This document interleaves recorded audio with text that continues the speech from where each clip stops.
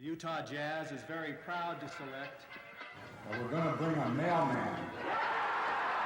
With the 10th pick in the 2024 NBA Draft, the Utah Jazz select John Stockton of Cody Gonzaga Williams University. from the University of Colorado. In the paint, flip, spins, step back, Jay, got it. Daryl Williams. The Utah Jazz select Isaiah Collier. Taylor Hendricks from UCF. Keontae George. With the Utah Jazz. What up, Jazz fan? Looking forward to get to work. Second left, Collier from half court. Yes, sir! Championship North Carolina State team. Daryl Griffith. A little bit of nervousness, a lot of adrenaline, be part of the Utah Jazz, and it's a dream come true.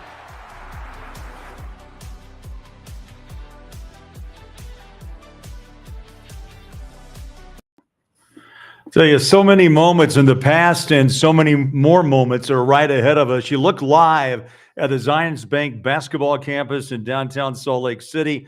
That is the Jazz War Room tonight. And as of course, each summer brings excitement, anticipation, hope for every team in the NBA. And of course, for Jazz Nation, that statement could not ring more true tonight as we bring you the 2025 NBA Draft here on SEG Plus. And Craig Willerjack, along with Big T Thurl Bailey, will have guests throughout the night. Jazz Nation, glad you're alongside here on SEG Plus. And T, after a 17-win season, the hope was, of course, Cooper Flagg. It didn't happen that way. In fact, they have the 5 pick coming up in the next 40 or so minutes. But again, you have to move past the fact number 1 didn't happen. Number 5 did. Cooper Flagg most likely heads to Dallas. But this is going to be a fun night, interesting night for an Austin Ainge who's been on the job just over 3 weeks. Well, it's a really exciting night. And for a lot of people, everybody in the war room, obviously for the Utah Jazz, but mostly for these players, right? This is what they've worked so hard for. I mean, trust me, I know the feeling. And it's one of those nights where The war room sounds kind of ominous, but that's where the work gets done. These guys have they prepared for this. I want to take you back in time, 83. You just won a national championship in April of that year, and you were the 7th pick taken by the Utah Jazz. And talk about what most of these young men are feeling right now, because, you're in a bow tie. And I think other players tonight, they've kind of upped their game in the fashion statements, right? Yeah. But 83, what do you remember most about that night? Well, first of all, I was fashion forward. My bow tie did spin around a little bit. No, I'm just kidding. But it was one of those nights where, back then I think things were a little bit different. I knew that I was going to be somewhere between 5 and 10 on the draft list. Won a national championship. That upped my stock a little bit after that. A little. But it's one of those nights where there's some excitement and nervousness all combined in it, because anything can happen on draft night. You never know. Number 7 right here. Big T Thurl Bailey, 1983, helped change the course of the Utah Jazz. And tonight, I tell you, number 5 may do exactly the same thing as we go into another era of this franchise. A lot of people will join us tonight. First, let's check in at his home, and the man who has crunched a lot of numbers, looked at a lot of video, and that is the one and only radio voice of the Utah Jazz, D-Lock, David Locke. How are you? And what do you see tonight? Give me something that we could chew on here early. Well, first off, I thought Thurl was wearing the same hat tonight that he wore on draft night there for a second when I saw the video. All right, there's probably 3 storylines here to start early. San Antonio has been really, really quiet. They got the 2nd pick. Everything they say is they're going to take Dylan Harper. They only had 1 player in for workouts. Everyone says that they're Harper. But they have De'Aaron Fox and Stephen Castle. Fox shot 30% from 3 last year. Castle shot about 27% from 3. They need shooters around Victor Wembanyama. Does Dylan Harper actually fit? Is there a massive deal that could go down, Giannis Antetokounmpo, or something of that sort? That's what everyone thought when that 2nd pick went to San Antonio. So that's the first thing to watch. Then, as we kind of watch this thing throughout, the question is Ace Bailey. Ace Bailey's agent, Omar Cooper, who does not have a litany of clients on his resume. It's a unique situation. He didn't have Ace Bailey work out for anyone. He was originally talked about going 3 to Philadelphia, had a workout, canceled it. What does this mean? Why have they done this? Is it a master plan?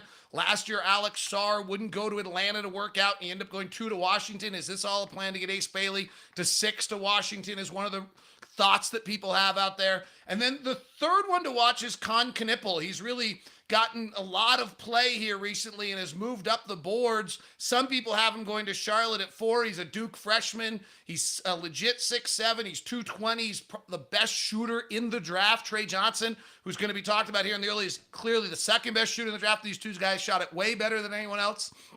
And so what happens with Kon Knueppel, because his name is really floating. So those are the 3 storylines we're watching really early right now. Let me pick up on the third storyline you just mentioned about Knueppel. Look, he played along Flagg, a terrific tournament, despite the fact that they were knocked out in the championship. But I kind of get a feeling here, D-Lock, that this could be the first domino of interrupting the top 5. He could jump in and change the course of the top 5 picks and maybe beyond. Well, it's one of the most I love the draft, right? This is my Christmas. This is my favorite day of the year. I love this as much as anything you can possibly have. But this might be the reason why. Kon Knueppel may have seriously been in the greatest collegiate ecosystem of any player ever in the history of college basketball. 3 of his players on that team will be drafted in the top 10. 4, if not 5 players will be NBA players by the end of the night. 7 or 8 players on that roster may be NBA players by it's done. That may be one of the greatest collections. And he was the 3rd or 4th guy, depending on how good a game Proctor was having, that teams were worrying about. Trey Johnson, on the other hand, played on a Texas team that might not have another guy play summer league minute on that whole entire roster. Their big guy might make a summer league roster, but that's about it. And he had and the SEC had every defense completely focused on him. So how do you compare Kon Knueppel and Trey Johnson? And that's what these scouts have to do. Knueppel's rising right now. Trey Johnson's being criticized because he's only a shooter and that's all he can do. It's going to be interesting. Yes, Thurl. Yes, Bowler. If Kon Knueppel goes 4 to Charlotte, it slides people down. But I do think, as much as that's, unless Malowich pops early, I think the top 6 or 7 are pretty set. What order? Holy smokes, we don't know, partially because of Ace Bailey. But right. I think that after Dylan Harper, the next 5 players, Ace Bailey, Kon Knueppel, Trey Johnson, Jeremiah Fears, and I'm forgetting one, VJ Edgecombe, Those 5 players will be the next 5 players drafted unless someone surprises us with another Duke freshman, the 7-footer Malowich. Yeah, good points. D-Lock will check in with Thanks, you Steve. throughout the night. He brings us some really interesting points because Knueppel, really, his stock has risen, Big T. And, it's good to play with a guy named Cooper Flagg. And also you come from a program of Duke. And he could be an interesting piece here early in the top 5 or 6 picks. I don't know if it impacts the Jazz, but it could. And I wanted to get your thoughts. Ace Bailey did not work out for anyone. I'm not sure how that sets with a lot of GMs around the NBA, but as D-Lock mentioned, there's always method to the madness, and maybe it's a master plan. We don't know. He's a talented young player, and you still have to fit into the program that you're drafted into. Yeah, I'm not mad at him unless it's a health thing, which I don't think it is. But I think when you're in a position that Ace Bailey's in and you're told not to go any workouts, you leave questions in everybody's mind, obviously. But part of that is, well, maybe he didn't want to we know what he can do. We've seen a lot of them. These guys have seen a lot of these players.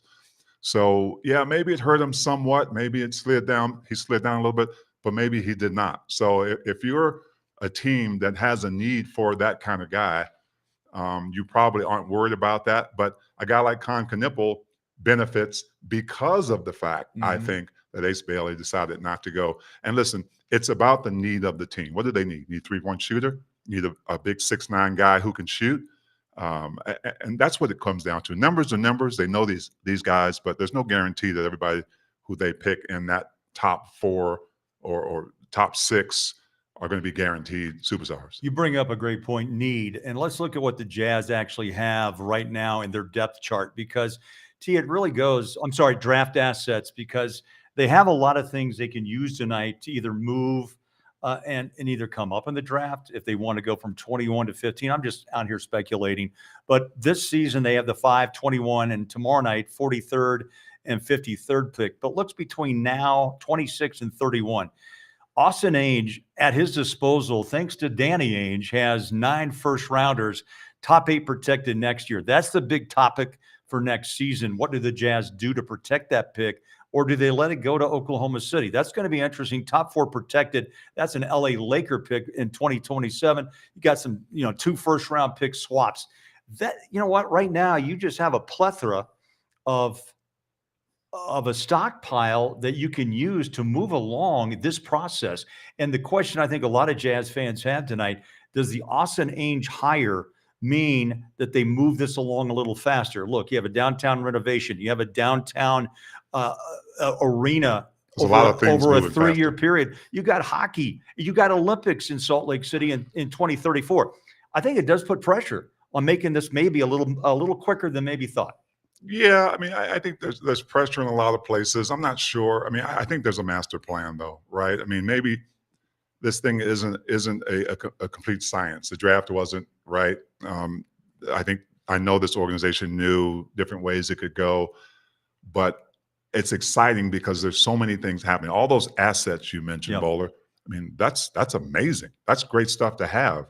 I also think that when you look at Isaiah Collier, where he got picked, Kyle Filipowski, could be the steal of the draft from last year. Absolutely. There's a lot of great players who feel like they should be higher. They're not going to be higher, but they're going to come in with a chip and they're going to be really good pros. It happens all the time. So there's a lot of great assets the Jazz have. They've got some young players who are doing very well. Had a great season last year. They've got some sophomores last year that have stepped up their game, right? So I think in my eyes, they're on their way.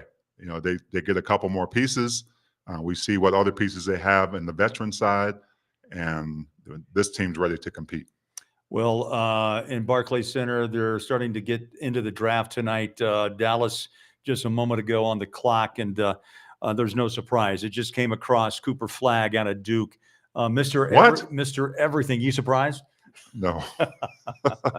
He's 18 years young, about 18 and a half. He's one of the youngest players, I think, since LeBron came out of high school to join the NBA, and what a career he's had. But Cooper Flagg, there you go. He's 6'8", 221, 18 years young. Many believe he has the same style of play or the potential of a Kawhi Leonard, of a Jalen Johnson, of Franz Wagner. But it's amazing that Dallas dropped into this position with a 1.8% chance. The Jazz. You have to bring that up. I know, I had to.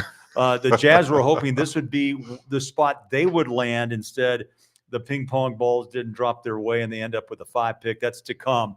What's your first thought? What Cooper brings to Dallas? Because look, decimated by the injury to Kyrie and the trade that people are still talking about with Luka to the Los Angeles Lakers and the off-injured Anthony Davis. Well, first of all, there were a couple other teams wishing the same thing, that they could get him first. It didn't happen for them.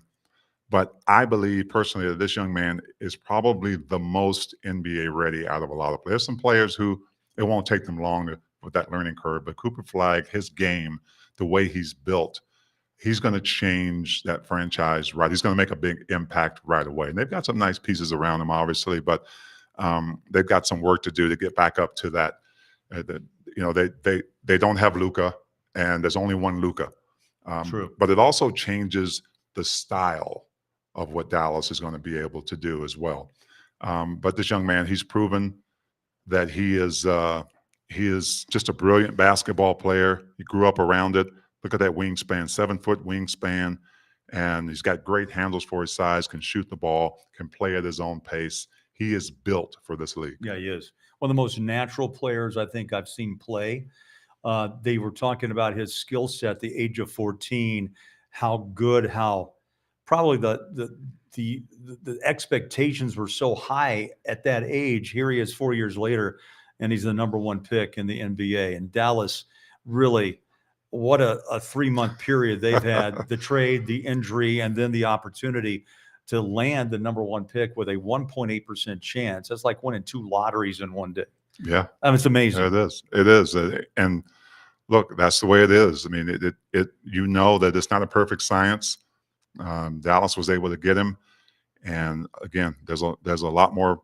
There's some players in this top 10 that I think are going to be dynamic NBA players. There's no guarantee, but I think when you look at their skill set and everything that they've gone through in the combine, they're set to be big at this level. Yeah, let's check back in with D-Lock. I know he has a word on Cooper. We talked a lot about him on buses and planes this past season because the Jazz were so intrigued with his skill set. And D-Lock, Dallas doesn't miss a beat. I mean, with the injury to Kyrie and Luka off to Los Angeles and Anthony Davis kind of off injured, this is a big land. Oh, it's the biggest land they could have. They had a fan base that was revolting. This is the biggest turnaround you've ever seen.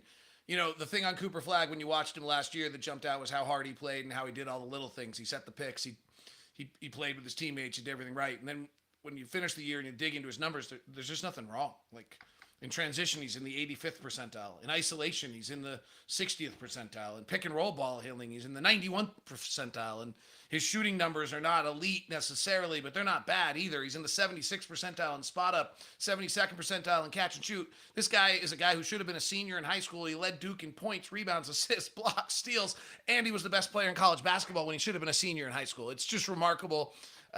We've gotten a little overhyped, maybe a tiny bit, that there hasn't been another prospect like him. No, Anthony Davis was pretty high up on the board of players we kind of knew was going to be great, and LeBron, obviously. There have been about 5 or 6 of these guys in the last 20 years, but almost all of them, other than Zion, who's had weight issues, have been as good as projected. These type of guys don't miss very often. He's a game changer. You going for Dylan Harper with the Spurs, number 2, or is? Yeah, unless Milwaukee's going to take this pick. Yeah.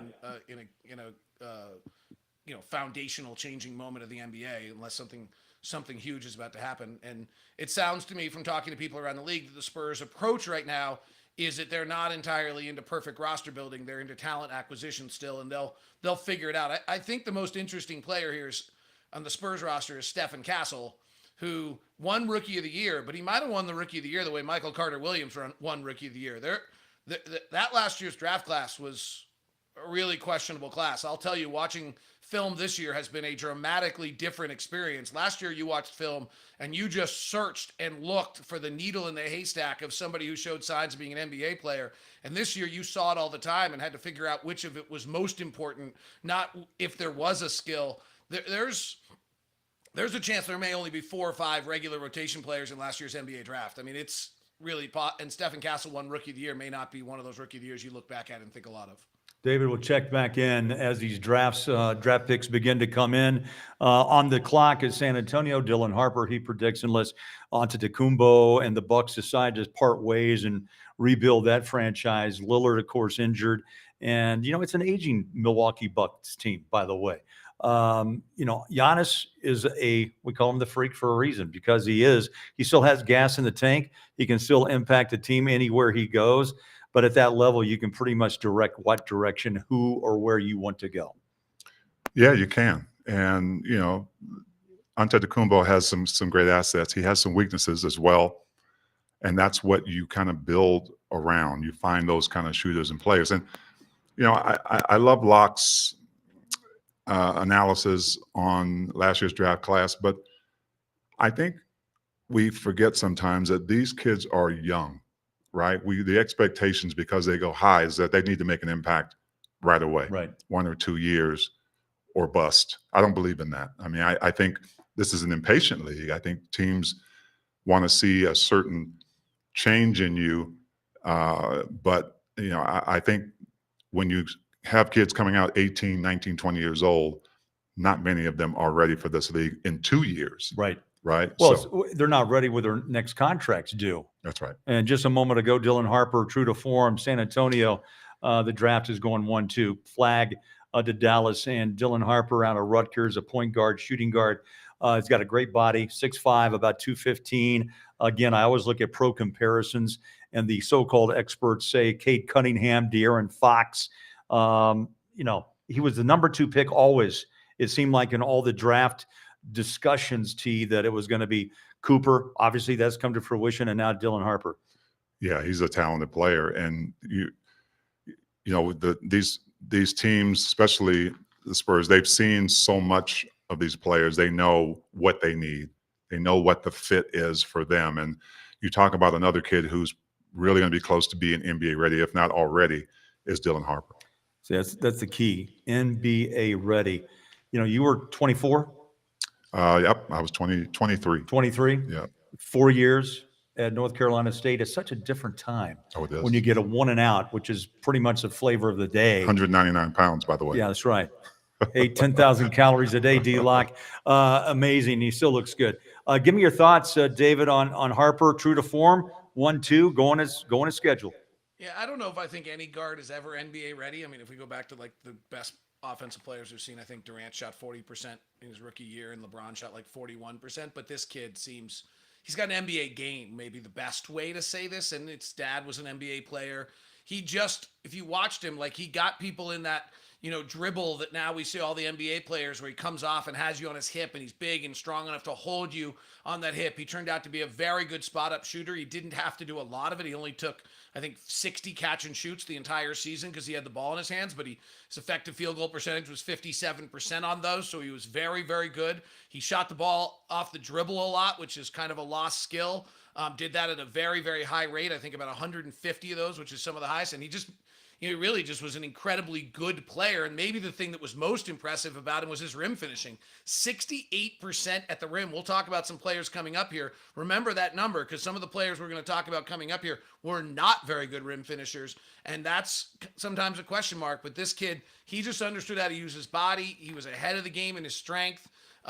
He was really well schooled, clearly, from the background of his dad and access he had. His mom's an incredible person on the backstory. She really drove his career. I don't want to just mention his dad as the NBA player, but if you read the stories about him, he kind of stepped aside and said, and let his mom, they were no longer together, and his mom is the one who kind of carried him through and set him up, and he really stepped back on a lot of things. So it was a joint effort, and this kid's ready.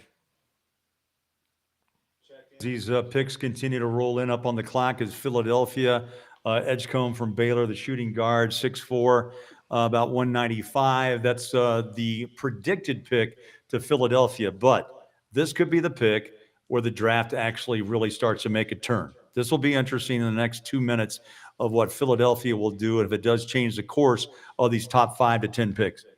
Oh, no question about it. We talked about that earlier. With Knueppel and yeah. But you're right, and that's what makes it, I think, so exciting, Bowler, because we don't necessarily know, right? We were pretty sure about the first two, kind of sure maybe about the third, but you're right. This is kind of where it changes, and the excitement comes as we get closer to that fifth pick. You know, I want to get back real quick as we wait the selection. Go back and talk more about development, because 18. Look, you remember 18. I barely do in college, and you have to be special to be prepared to take on this type of responsibility. The maturation has to be at a high level. And right now, I think we're watching with coaches that it's a difficult process. You have to be a psychiatrist, a psychologist, a head coach, a father figure at times, and it's a difficult process. And sometimes you miss because you do develop later. Others come in, game ready, some. But there's still a lot of development that needs to be had. Yeah, it's not a perfect science, but here's the thing. All these organizations, just like the Jazz, are prepared for this era of player and what needs to happen, right? They know these players are coming in young. They know how they have to develop them.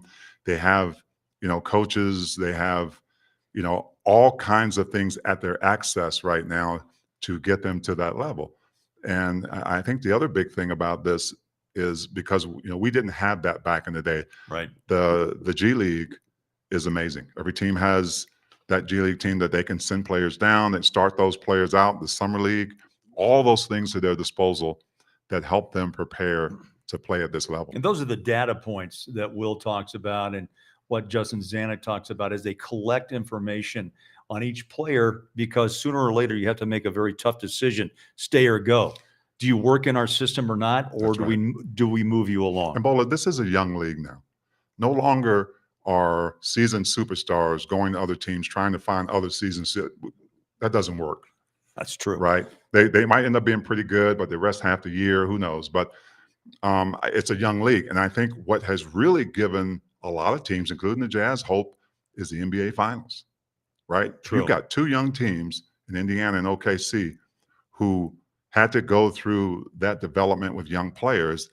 And look what has happened in a pretty short period of time for both. And look at what OKC has just done. It's a great point. Mid-market cities, as they like to be referred to, just like Salt Lake City, growing, but they built it to the draft. They add a couple of vets that just work into their system perfectly.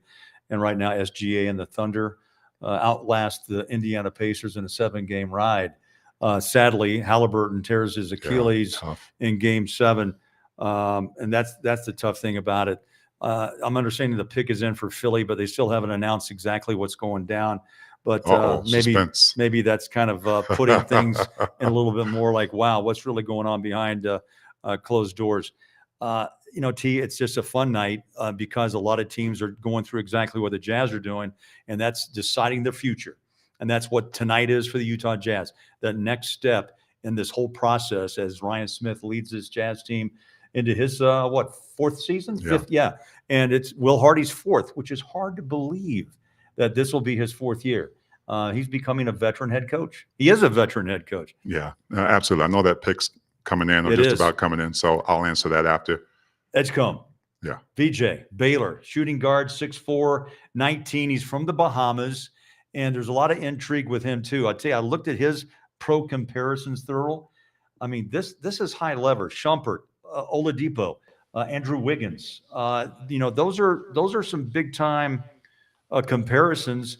You look at Flagg and Harper and Edgecombe, your top 3 picks. So far, it's going as planned by most of the experts in the NBA. Let's send it back to D-Lock and get his thoughts on Edgecombe. This young man, David, is a shooting guard out of Baylor, almost 200-pounder, can hold his own, seems to be, again, a young man that's ahead of his game and taken number 3 by Philly. So this is the first mystery of the draft, right? This was the first thing that not everybody was certain on. You have to fill someone out your mock draft. Most mock drafts had him, but this is the first question. So now we know from a Jazz standpoint, there's a real chance Ace Bailey's going to be on the board. There's a real chance that Trey Johnson's going to be on the board. Kon Knueppel, Jeremiah Fears, those 4 guys we talked about that we thought we had a pretty good idea what the 7 were going to be. The Jazz know they'll have at least 2 of those guys on the board or 3 of those guys on the board to decide from now. With Edgecombe off the board, he's got dynamic dribble drive ability. I don't know that many people in the NBA will be able to stay in front of him. He was fabulous last year for the Bahamas when he went and played on their national team with Eric Gordon and DeAndre Ayton. He was the best player on the floor, and that really caught people's eyes. His year at Baylor was pretty up and down. There were some real stretches of poor shooting and some questions, and then he exploded against BYU and had a monster game. But he is an elite athlete that should be able to really be able to get by people in the NBA. The only thing that I would say on him is he did not spend a huge amount of time with success playing off the bounce shooting, and that is a vital thing in the NBA. He only shot 13 of 52 on off the bounce shots last year at Baylor. To follow up, I'm looking at rival comment on Edgecombe. And what's amazing to me is he shot the same number of threes as Ace Bailey, and there was thoughts maybe that kind of tilted the scale to him and why Philadelphia took him. His athleticism, as you said, is off the wall. And Big T, back to you. He's athletic. He has superior analytics. And when you start to break down this league in analytics, everyone looks at the numbers, and he seemed to outpace Ace Bailey in that department. And Bo, let me ask you this. Overall, what do you think won OKC that championship? What were they so good at if they weren't scoring like they should? Well, their defense. That's it. That's what won Boston a championship 2 years ago. That's right. And, Locke and I had this discussion last year at a restaurant about, does defense really win championships? Neither one of us bought. Ryan Smith bought. Okay, good. It was cool. But what he may be lacking on the offensive side, he is a defensive playmaker. He's a really good shot blocker for his size and his position. So a lot of the offensive stuff you can really develop, right? The defensive stuff is about what you have in here, right? So I think that a player like him who is going to learn how to be a better shooter, it's the defensive thing that may be some of the most attractive about him, because we see what teams are looking for. We're looking for young players who can play on both sides of the ball. T, you bring up Oklahoma City. It's fun to talk about Boston 2 years ago, depth, defense. Oklahoma City, depth, defense. I think it's time we take a peek into how deep the Jazz truly are. We start at guards. Keontae George, interesting. Made some progress, took a step back. Collier, I thought, caught Jazz Nation by storm with maybe a little more alpha mentality as the second half of the season worked its way. We know what the young Bulls about. Jordan Clarkson, it's flame on. Svi gave the Jazz everything he could, off the bench, and Jaden Springer had spot minutes at the forward spot. You know how the Jazz feel about marketing. John Collins, by the way, not Coins. John, by the way, just today opted in to his $26 million contract. Taylor Hendricks is recovering back from the injury. I don't know if we can pop that back up on, but I mean, the Jazz, when you break this down, Sensabaugh is a guy we haven't even talked that much about. But T, we saw him develop into a confident three-point shooter, maybe a little better defender as time went on. Cody Martin has a way to go. KJ had moments, and Johnny Juzang also helped himself. The bigs, you got Walker, you got Filipowski, and the two-way guys and Micah Potter.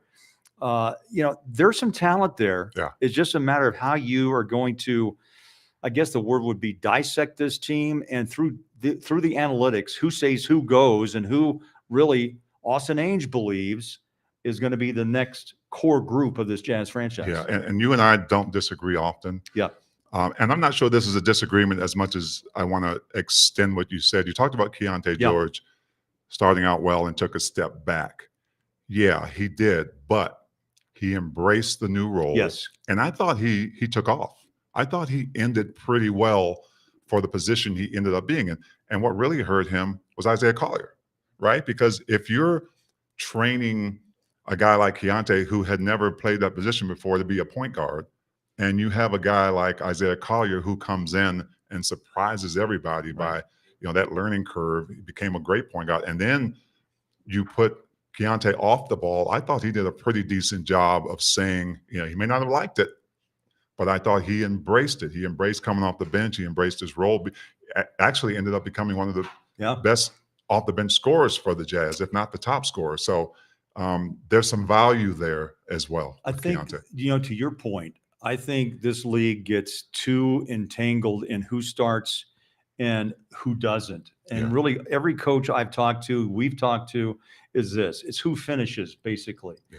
And on many nights, it was Keontae on the floor and developing the confidence to hit a driving shot, a three ball, or dishing and letting somebody else take it.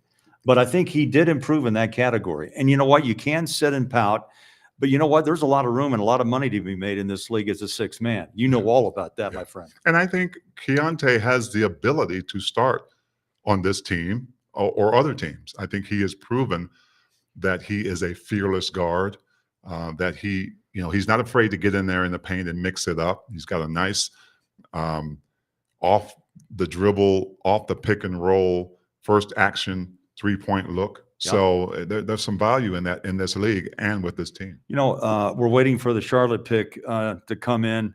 I'm just curious. This league is three-point heavy, and I know you come from a different time.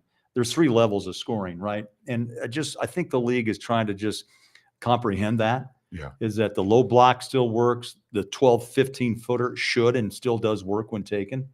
DeMar DeRozan's a great example of that. Yeah. And then the three. And I just wonder if these players can package that back where you have a three-level score. And Keontae, I think, has that. Yeah, I think so. And I honestly think there's a fourth level. I think the free throw line is that fourth level. Yeah. And if you can be good at all three and then manage that fourth one, then you're really a star and possibly a superstar in this league that knows how to get to the line. And so, three-point is so important, but you got some news. Oh, man. This is the domino we talked about earlier. Kon Knueppel, the running mate of a young man named Cooper Flagg at Duke. And this is what we had talked about, T. Could he interrupt the top five? And he has. Ace Bailey available, Trey Johnson available, Jeremiah Fears still available, and the Jazz are up next. This is really intriguing to me. They had him projected, Kon Knueppel, around 10. But guess what? He is now the number 4 pick in the NBA. Duke has placed 2 of their finals, not champions, but their finals team in the top 4. It's a Duke factory. Always has been. Duke is a factory. And so you've got a guy, you just talked about the three bowler. Man. And that guy is one of the best at it. He's about 6'6", 6'5", 6'6". 6'6", and he's 19 and about a 217, 220 guy. Yeah. And I think if there is a weakness, it's his maybe finishing at the rim. Obviously, that can be developed if that is needed where he's going. But he's a talented kid, and you're right. He has kind of shaken things up. It's almost like he carries a toolbox, D-Lock, because he can do so many things so well. And he was such a great compliment to Cooper Flagg. Let me get your quick thought on this, because this is a domino effect. And the Jazz now sit in a great position to pick some very talented players. Who do they want to fit in there? A shooting guard, a point guard. They want length. They want height. It's going to be interesting. I think there's 3 players, so let's zero in on them right now. The first one's Ace Bailey. At times, way back, he was the number 1 pick in this draft. He was the number 1 pick in this draft before Cooper Flagg reclassified. He's 6'8". He shot it last year. He made tough shots. He shot it every time he could last year. His assist numbers are gross, how low they are. He finished the year terribly from February 1st on. He shot about 17% from 3, but you're talking about a 6'8", 205-pound, long, athletic, 8'11" wingspan player who can do all sorts of things, play off the bounce, play pick and roll, do all sorts of skills, who had a very mercurial last 2 weeks and what's going on there. You've got Trey Johnson, who is the second best shooter in this draft, out of Texas, was the freshman of the year in the SEC, led the SEC in scoring in a year where more teams out of the SEC went to the tournament than any conference ever in the history of college basketball. May have been the greatest conference ever. And you've got Jeremiah Fears, the small point guard out of, not small, but smaller than these guys, Oklahoma.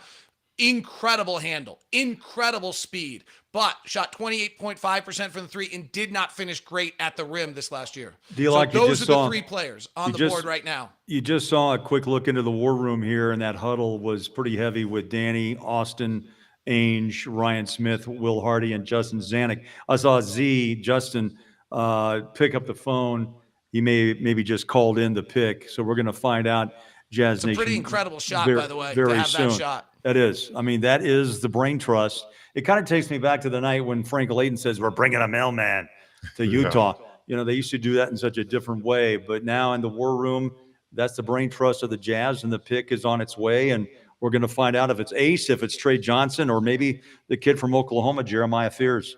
That's not a bad choice to have, right? I mean, I don't think you can go wrong.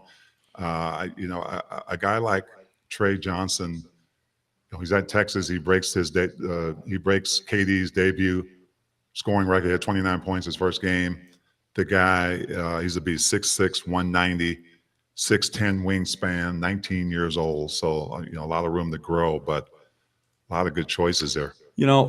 As we look back at the war room, here's a selection potential: 6'8" in Ace Bailey, 6'5" in Trey, and Jeremiah stands 6'3". You played with Stockton. You played with Ricky Green. Both were smaller guards, but yet got the job done. They were fearless, and some thought that Stockton was the dirtiest player ever to play the game, which is humorous, but still, the guy never backed down from anyone. Where is it now in the league where you want size at the point where which leads the attack, and what is the first guy you look at when you're playing defense? Again, it goes back to need, right?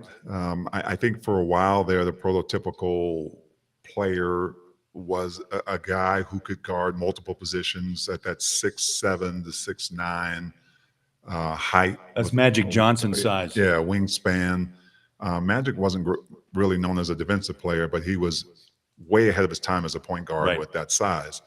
But I think now when you look at the point guard position, teams are looking at you look at other teams who have smaller point guards. You look at the finals. You saw smaller guards, and I know the pick is in bowl. I'll let you take it from here, but I don't think it's that way anymore, where you're just looking for that long player who can play both sides of the ball. I'm looking over my shoulder for a reason, and they still haven't put it up on the board. They're talking Ace Bailey. They're talking Trey Johnson as the two best. D-Lock, we're going to get to you in just a second as the pick is going to be announced here. This is exciting. This could be a game changer with the Jazz organization. Number 5 picks don't come often. No. Right? No. They don't come often. And the Jazz would have liked to have had 1, but they have the 5. They're showing Ace. It'll be interesting. Again, we talked about he didn't work out for any team. And D-Lock mentioned maybe this is a master plan. And I find that intriguing on how, I guess it's the point of where an agent can impact a pick of where he goes or where he doesn't. Yeah, and it may not have made a lot of difference. It made some difference, obviously, because the unknown is something that a lot of teams don't necessarily want to deal with. But look, I can't be mad at the guy because everybody has their own way. Everybody has a game plan in this day and age. More so today's age. Yes, they do. It's his job. And that's the agent's job, right? It is. It is his job. The agent's job is to serve only one person. There you go. And that is his client. And if it doesn't work, he's not his agent. He's not his agent. But D-Lock, let's be honest, he works for himself too, because some of that money rotates back into him, into his pocket. Here we go. Here's a selection, D-Lock. I'll get to you back in just a minute. Adam Silver's going to make the announcement, and we're watching alongside. But the Utah Jazz, with that 5th pick, is going to Ace Bailey. Yes. Ace Bailey is the newest Jazz man, 18 years young. And because of Knueppel, that could have easily been another pick. But right now, Ace Bailey, Rutgers, a strong forward. He's 18. He's been compared, D-Lock, to Brandon Miller, Michael Porter Jr., Rashard Lewis, and the list goes on and on. What's your initial assessment? I'll throw another one in there. Jabari Smith, who was the 2nd pick out of Auburn a few years ago, or maybe 3rd pick by the time that draft played out. Here's my thought on this kid. He's 6'8". He was in the 80th percentile in catch and shoot. He was in the 94th percentile in catch and shoot when guarded. He took 111 shots off the bounce this last year. Tell me how many guys that are 6'8" and can shoot don't make it in the league. Right? Everyone wants to say that Kon Knueppel was the safe pick. I'll take the other side. I think the guy who's 6'8" and can shoot is a safe pick. The guy who has every measurement along the way. And you start to piece this young Jazz team together. If Taylor can come back, you've got 6'9", 6'8" wing players. You're beginning to get that long, interchangeable type of player there. I think there's a lot of positive things. He's 64% at the rim shooting last year, which is in the 75th percentile. He's got pretty darn good athleticism. He's got an 8'11" standing reach and a 7-foot wingspan. These are the numbers you can't teach. But the other thing is, it's not like you can't teach these things and he doesn't do anything else. You can't teach these things and he's a shot maker. Give me shot makers and give me length, and I'm happy. Yeah, freshman of the year, Big Ten. That's quite a compliment as well. The only thing that people have questions about, and again, this is going to be Will Hardy's job, is to make sure he makes the right shot selection and he's able to pass out when he's in trouble. Sometimes a player with that much talent takes it on his own shoulders to get the job done. But I'm anxious to see Will Hardy work with a guy named Ace Bailey, and I think we're going to have some fun with Ace. Well, we're going to have more fun with Bailey. Trust me. Like a third cousin removed? What is we'll that? See. We'll Okay, see. I'm going to see look how that he up. plays first. Hey, but here's the thing. You look at what the Jazz need, right? And we talked about this during the season last year. Is there one or two guys you can give the ball to, say, go get me a bucket, Right. in an ISO situation, right? Yeah, and Jazz may have had a couple. I think Lauri Markkanen was working on trying to be that guy where he could go ISO. But I think a kid like Ace Bailey could be that kid. I think with his experience in college and a guy who is that length that can shoot over guys and can get by guys, get to the rim, maybe a mid-range three-point shot, I'm excited. Yeah, let's bring in Ron Boone, longtime analyst for the Utah Jazz. Booner, good to see you. Your initial thoughts of Ace. Knueppel allowed the Jazz maybe to move into this spot to grab him at number 5. One thing the Jazz are in desperate need of, Will Hardy's told us, you, all of us, they want an alpha type of mentality. I wonder if this is the young man that can bring that kind of little dog mentality into the locker room and onto the floor. Well, we hope so for sure. I mean, looking at a guy like with his talent right now, you look at his numbers and you think, okay, Thorough talked about being NBA ready a few minutes ago. Looking at his numbers, he just might be that guy that is NBA ready. Defense, we have to see, how good he is defensively, but that alpha guy you talk about has to be the guy that's physical, the guy that can play, that has a motor that's not compared to other, players in the league. From looking at his numbers and some of the film clips that I saw of him, I think he could very well be that guy. I think, he didn't have a great playing alongside Dylan Harper. Right. He didn't have a great final season, right? But I think one of the things that you find when players come to a team and they have certain expectations of them is that they grow into that. I think one of the things we forget is you're looking at a player for what he can be, not sometimes for what he can bring you right away. And Booner, I ask you the same thing. He's got the size, he's got a 7-foot wingspan. He's known to be a pretty good defensive player, which is going to be important on this team as well. But what kind of things do you see from a guy who's 6'9" that can get you buckets? First of all, let's talk about his defense, first of all, because that is something that I think that most players, when they come into the league, they lack. I mean, we talk about their numbers and their offensive ability. They can do this, they can do that. But, like Cooper Flagg, they talk about, I've never heard so many commentators talk about how well Cooper can play defense. Now, if this kid can play the defense and add that the Jazz would need at that position, I think he's going to be a pretty good player in this league. Being that guy, Thorough, as you're talking about, that can make things happen out on the floor, can get and demand minutes as far as what the Jazz need. I think he just might be that guy. I mean, hopefully, but usually it's 3 to 4 years before a guy can really show you exactly what he can do. Yeah, this was intriguing. He was quiet. The agent protected him. He really didn't talk to many, if any. Didn't try out, by the way. So this is intriguing to me of the type of personality he may bring. And again, the defensive skill set, Ron, the Jazz do need a guy that can come in, and it's hard to be as a rookie like last year for Isaiah Collier, but as time went on, he kind of showed maybe who he truly is, and we'll get a chance. And I'm sure that the Jazz had some connection, some conversation with his camp about who this young man is. And that's usually the job of the general manager and the scouts alongside to come in and say, let's talk to you about who you are. Yeah, Let me Boone. ask Daryl a question here about you're so many players now. I mean, it's about wingspan. I mean, when I was coming up, who talked about wingspan? Who cares how long your arms are? But the wingspan, I think, is so important now for these scouts when they're looking at you. And the reason is why? Because getting the hands in the passing lanes, as far as rebounding, and you look at the defense of the Oklahoma City Thunder, how many times they come up with steals because of their wingspan, that type of thing. And I find it fascinating that everyone is looking at wingspan nowadays. I mean, this kid, what does he have, a 7-foot wingspan? Right. Yeah. How good is that? Yeah. And Booner, well, first of all, I know why you don't buy dinner a lot, because you can't reach the change in your pockets. Your arms are short. So I got T-Rex arms. I'm Yeah, sorry. he's up here. well, this league has really become a defensive-minded league. It really has. Two-way players are so valuable. They just are. And so I think when you can guard multiple positions, there's so many pick and rolls running this league, when you can switch off on a 2 or a 1 and use that wingspan to contest a shot, it's a valuable thing.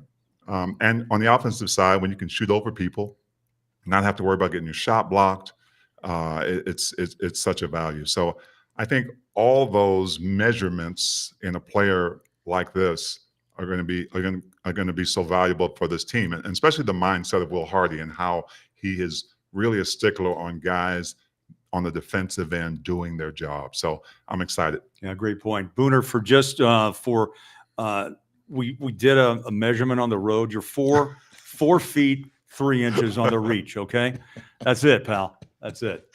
Just can't get to my wallet. Yeah. I'm still working on that. Yeah. Try to do some stretching get better. exercises this summer, pal. All right. We'll talk to you. We'll check back in a bit. That's Ron Boone Absolutely. with his thoughts on Ace Bailey. Rutgers, 6'8", 7-foot wingspan. Michael Porter Jr., what he's been able to do with the Denver Nuggets. Brandon Miller, Rashard Lewis. I mean, still, time will tell. It's Will Hardy's job now and the coaching staff to take this young man, develop him, and really see what he's about. And T, the question is too, always, does he fit? And the Jazz would not take a player at this particular point at the 5 that does not fit what the future holds, and really Austin Ainge's and Justin Zanuck and Danny and Ryan, what they believe what they want this Jazz team to be.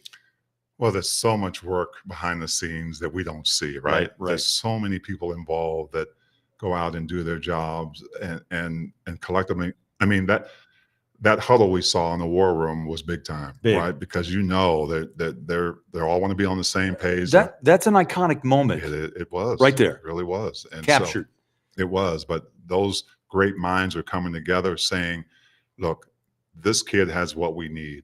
Maybe he's not 100% there. Maybe he took some questionable shots in college or whatever, but we feel like he is the best player available right now for this team. And I'm excited to have him come in and find out more about him. Let's go back in, talk to David Locke again. D-Locke, they say he takes some questionable shots, but yet highly coveted because of his athleticism. I guess those balance out, and now Will Hardy and the staff say, let's work. Let's back him up. Let's back up a little bit. Let's go back to his high school, right? Okay. So freshman year, he moves and he goes to Georgia. I think he played in Chattanooga, Tennessee, and then after his freshman year, he gets moved to Georgia to play. His junior year, he averages 22 points, 14 rebounds, 3 assists, and 4 blocks.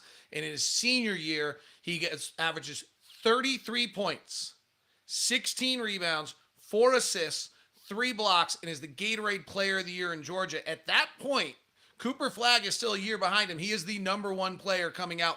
He is known as the number 1 pick of the draft. His mom played basketball at West Virginia. His dad played at Houston. Richard Bailey, his aunt, played in the WNBA and was a member of the 1996 Olympic team, women's Olympic team. He's got everything on his resume before he comes to to Rutgers. He's Nike Hoop Summit. He's Jordan Brand Classic. He's McDonald's All-American. These are the check marks that you're supposed to have at this point in your career if you're going to be one of these kids. And he goes to Rutgers and he doesn't dominate. And some of the criticism is he still thought he was the player who averaged 33 points a game in high school and took the exact same shots. He really struggled in the second half of the season. In the month of February and March, he went 7 of 29 from 7 of 39 from 3. He lost his three-point stroke to close the season. So those are, this is why this has been an up and down. Some people have called him, the one that terrifies the front offices the most because no front office person wanted on record that they passed him.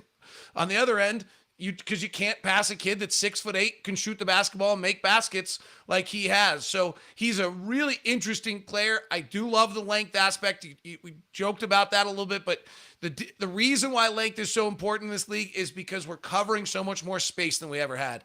We never used to play 5 players outside. You never used to start a possession defending on the left wing on one guy and end up in the right corner on another guy. That is new to this version of basketball and the way we're defending and the way you have to move. They're talking to scouts about him. There is a belief that he can have a real impact defensively. His long, aggressive, secondary rim defenders, I think, are going to be the most important thing in defenses. When you see all these teams now playing 2 bigs like Houston, like Oklahoma City, the reason is because we're spreading 5 out. You can take Rudy Gobert out of the middle. Somebody else has got to be able to rotate to be a rim defender. He can do this. Taylor can do this. So there's a lot of different things in all of that about him that I think make him particularly interesting. Let me give full picture. He's not perfect. 2 numbers about him that were disturbing in his college run that will have to be worked on. He was in the 16th percentile. That's like my math scores in high school. 16th percentile in at-rim shot efficiency. Frequency. In other words, he didn't go to the rim. Now, the college game is crowded and there's not a lot of room. And if you're a shot creator, he was much more like Jason Tatum was, where he pulled up for the mid-range shot and took that. He also was only in the 15th percentile of shots that he took in the rim in the half court. So he didn't get out in transition. He didn't get to the rim a great deal. He didn't get to the line a great deal either. So those are there's things to work on. He's not perfect. He's a legit 18, 19-year-old kid. But he's got the length, he's got the numbers, and just if you haven't seen it already, his metrics are the exact same as Jason Tatum when he came out of Duke, and their games are pretty similar too. Yeah. That type of ascension would be awfully good for the Utah Jazz. And D-Lock, I think this needs to be discussed as well. Is he engaged? Will he be engaged with this opportunity with the Utah Jazz? Again, some talk out of the camp was the fact that he only had selected cities he would wanted to play in. And the Jazz, they knew that, and they still make that pick. And so the hope is he does engage with Will, Danny, Ryan, and that this is a home for a long time. Yeah, he didn't really have a choice. Let's be perfectly honest about it. Yes, obviously. It's kind of silly we're talking about his route to his second contract when he hasn't played a minute. Here, I've talked to a lot of people about it. This was the number 1 story, right? And this is my favorite time of the year. And it's a great chance to reconnect with everyone around the league. And you're not getting like inside, you're just asking questions. So here's the word. And Sam Vicente actually wrote it in the New York Times Athletic about as well as anyone. Everyone says he's a great kid. Everyone says he's gregarious. Everyone says he has fun. Everyone says he's immature and lacks a little focus. That's literally what Sam Vicente wrote about him in the New York Times. That was the line. That's about the most consistent thing about him. You know why? Because he's 18, 19 years old. And let's go to who the Utah Jazz are. Starting with back with Quinn and Dennis, what have they built? And what has Ryan Smith and Ashley Smith added onto it with Justin Zanuck, now Austin Ainge, Danny Ainge, and Will Hardy? An infrastructure. It's why you have a director of player services. It's why you've got Anthony Zamora as your chef. It's why you've got Lisa running nutrition. It's why you've got Isaiah running strength and conditioning. It's why you've got all these people. This is what an organization does. It gets a 6'9" kid with a 7-foot wingspan, with an 8'11" reach, who might have little quirks, and you work with him to mature into an adult and a star. That's the job of an organization. That's what the Jazz have built, is an organization that is there to take this. This is how you become a champion, is you take this kid and have an organization that is there to support him and let him become great. Yeah, great point. D-Lock will check in again with you in just a bit. T, great point about each organization. And I think really you and I'm not looking through rose-colored glasses, but the Jazz have every opportunity, every facility, every weight room, every individual here, as Locke mentioned, nutrition, psychology, everything you may need to develop as a young NBA player. It's right here if you want to take advantage of it. And I believe he will. Bowler, he just got picked 5th pick of the freaking NBA draft. This kid's going to come in excited. He's going to come in ready to work, and he's going to be welcomed with open arms. Yes, he will. With a coach who is an amazing communicator, first of all, because I think that's probably one of the most important jobs of a head coach, is learning how to communicate with your players on an individual aspect at first, and then getting the total team to buy in with what you want them to do and what you want to accomplish as a player. And I believe whatever they were talking about him, if any of that was true, when he gets here and he gets around Kyle Filipowski, Isaiah Collier, Keontae George, some of these other young players, the kid's going to have a blast. And he's going to have a blast learning. He's going to have a blast competing. And he's going to know right away the comfort, the level of comfort he's going to have when he gets here. And then the seriousness of everybody around him, this organization that is going to make him one of the best players if he wants that. And so it may not all be pretty for him. It may be difficult for him right away because he is that young, all the things that come with 18, 19-year-olds, right? But I believe that when a player gets here, whatever they're thinking, they may not know a lot about where they're going. They may not have had a big experience in Utah or whatever, but when they get here, they get it. And they have Jazz Nation as well. Oh, wait till they meet Jazz Nation. Absolutely. T, it's a huge night for the future of this franchise. And here is the behind-the-scenes look at how the front office looks at draft day. This is Path to the Draft. Let's take a look at part 1. There's a draft. It's sort of like renewal. The Utah Jazz select Carolinko. Williams at the buzzer. He's there to help, and he blocks it. Hayward, the jumper. Yes! Dr. Knight's out of alone. It's a massive opportunity for us to be championship competitive. Because I don't know if he's going to be able to come over to work out or not. Part of this is that whatever number you go, sticking in the NBA, getting better, learning how to compete against men, and it's our charge to help him do that.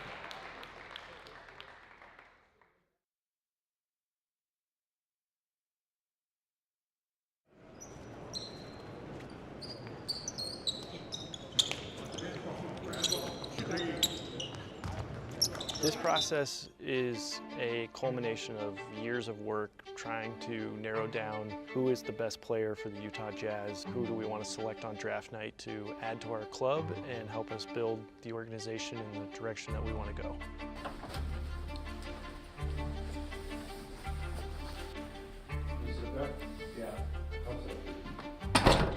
It takes work from a number of people that are scouting people in high school, college, around the world, internationally.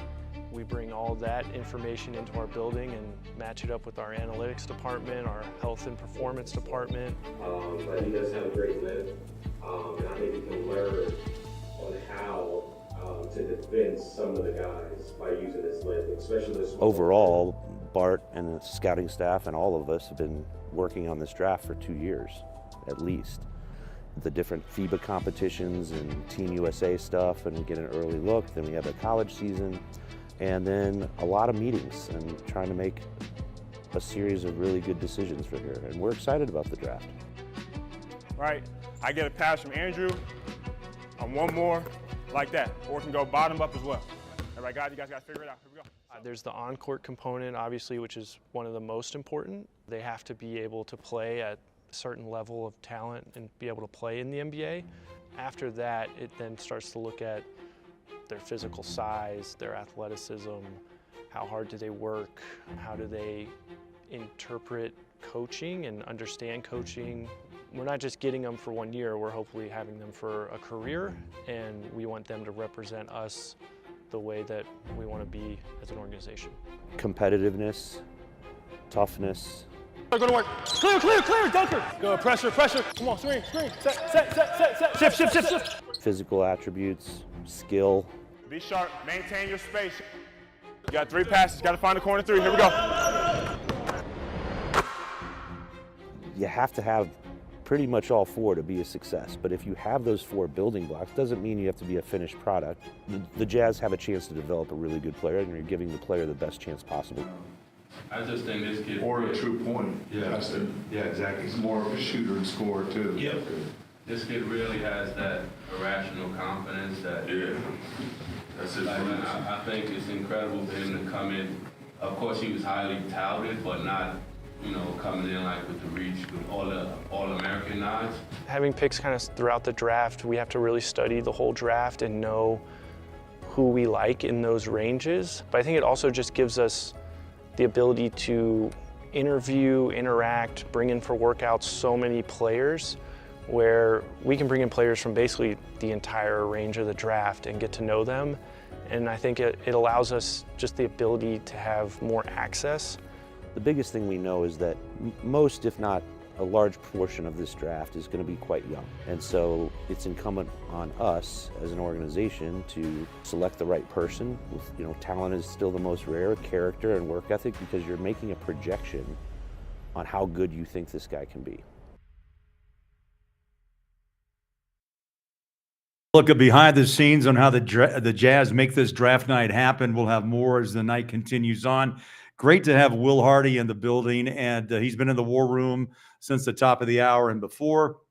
Will, usually we say it's 2 minutes with Will Hardy. We're going to go a little bit longer tonight. It's great to see you. Look refreshed. We had an iconic moment where we had a picture of you, Austin, Danny, Ryan, and Justin, just as the pick was made. Can you take us through the process, those 2 or 3 minutes up until that moment for Ace Bailey? Yeah, this process is long. The front office has been working on this throughout the year, and a lot of these guys, they've been researching even before this year. And so there's been a lot of work that's been done and meetings and discussions, and it all gets filtered down, and it comes down to a 5-minute window on the clock. True. And so in that moment, it's just you're doing the final checkpoint of, we're going to trust our work, and this is what we said we would do if we were in this situation. All the situations have been thought through really thoroughly, and we're thrilled to have Ace joining us. He is a heck of a young player, has a ton of ability, really versatile.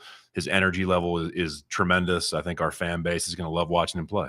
The so-called experts, the pro comparisons, they say Michael Porter Jr., Rashard Lewis, Brandon Miller. Too early to tell, but I think they also look at body size at 6'8", wingspan is incredible. What's your initial thought on what you'd like to see him accomplish when we first see him, and hopefully he'll participate in Summer League? Yeah, I think the biggest thing is trying to get him acclimated. This has been a process for Ace as well. Any young player, they're working out for a ton of different teams, and they're trying to figure out where they're going. They go through the combine process, all the interviews, and all of a sudden your life changes in an instant. So it's about him getting to know us, our program, all the people that he's going to be dealing with day to day. And then when he takes the floor, it's about all the same things. We want him first and foremost to compete at a really high level. That's always going to be the most important thing to us. And then, trying to play with his teammates. I think Ace, the scoring ability and shot making stands out. Mm-hmm. When you watch him on tape, his rebounding and activity level really stands out. So it's going to be about him adjusting to playing with a new group of people and getting to know me some and our coaching staff. So, we have to be a little bit patient. Will, you're heading in, hard to believe this, 4th year as a head coach. Is that right? That's right. Wow. 4th year in the NBA as the Utah Jazz head coach. You're in an interesting position. You've had 3 draft classes, now coming on 4, where they're 18, where they're 19. In the day when you were in San Antonio, that wasn't really the case. They were 20, 21. Big T came out at 23, 4 years, in college. This is another young man that you have to come in and adjust to, and he has to adjust to you. You're good at it. I know it's frustrating at times, but it's a challenge, is it not? This is the job. The perspective that I try to give myself is that, Ace is closer in age to my 6-year-old daughter than me. And good point. Yeah. That's crazy to say out loud, Yep. But I also try to think about myself at 19 and recognize that there's a long road ahead. And the great part about Ace is he's a wonderful young man. Like, we got to interview him, and he has a big smile and a really energetic personality. He's a fun-loving kid. You know, there's been so much made of his relationship with Dylan Harper, and you can see how Dylan reacts when he sees Ace, and that part's really important. But I do think that it's my job, while we're holding Ace and all of our young players accountable on the court, to recognize that this is a big life transition, Right. and it's a moment in your life where you don't have it all figured out. And that's why we have so many great people that work for our organization who do a tremendous job of supporting all of our young players in their life. Yeah, there's some moments where you get frustrated, but it comes with the territory. Coach, appreciate you coming in. Lauren Green's at Barclay Center and just stepped in to talk to Ace Bailey. We're going to check in with her at the moment. And Lauren Green, good evening. And Ace Bailey, welcome to Salt Lake City and the Utah Jazz. Thank you so much, Bowler. Yes, I'm joined with Ace Bailey. And Ace, when you heard your name called tonight and now you're heading to the Utah Jazz, what were your immediate feelings? Just to thank God at that moment. Just thank God and hug my mom. Just the emotions that coming from her, because all the sacrifices she put in for me to be in this position was just amazing. So my first emotion was just to hug my mom. And just moments ago, you got off the phone with Austin Ainge, president of basketball operations with the Utah Jazz. What was that phone call like? Just great, because he made a great decision. I mean, so I liked it. I mean, so he knows time when I get there, it's time to work. And now, what excites you about playing in Utah? I mean, great city. So just loving it all. I mean, the mountains, all of it. And it's no secret, Ace, that you can create your own shot, get to your shot, but it's also impressive of the types of shots you're making and how hard they are. How do you expect to take that skill to the NBA? Just keep working hard at it. I mean, like I've been doing it to take it to the next level to college, so I'm just going to keep working on it and take it to the next level to the NBA. And then seeing your former college teammate drafted tonight, I mean, what was that like? It was just good. All the hard work he put in, all the hard work I put in, so we deserve this moment. So just happy for him and his family. I'm just proud of him, man. And lastly, Ace, I know you've got a busy night tonight after this, but what do you expect to show to everyone when you put on a Utah Jazz jersey this year? I'm a dog. I'm gonna put all my last on the court. Even if I'm hurt, I'm playing through it. I'm a dog. Ace, congratulations so much. Buller, we're going to go ahead and send it back to you in Salt Lake. Thanks so much, Ace. Thank you for your time. Will Hardy stays with us here. Will, I know that he just mentioned, I thought maybe the most important comment. Who are you? I'm a dog. I'm going to play through pain. I'm going to be on the floor. I'm going to deliver. Those are comments that I know you had to be happy with. Sounds good to me.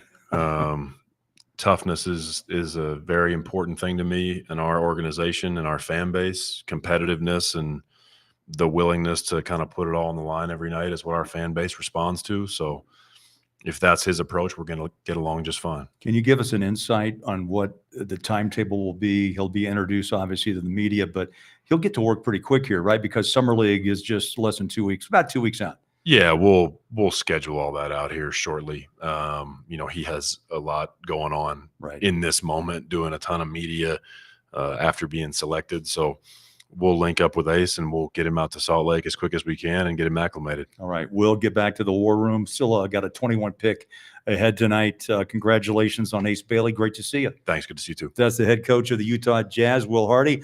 Let's go up to David Locke, get his thoughts. Ace Bailey, you heard that comment, that conversation. What was your thoughts with Ace and Lauren Green?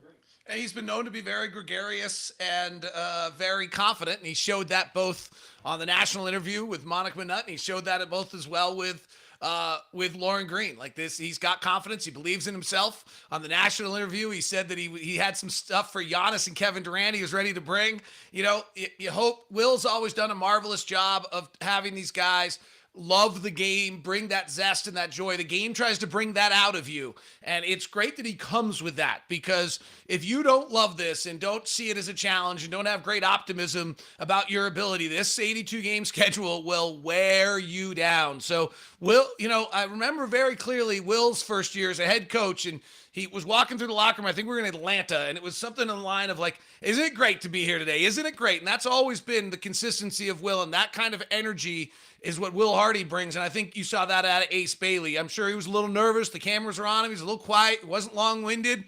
wanted to make sure he didn't say anything wrong. It's a big night for him.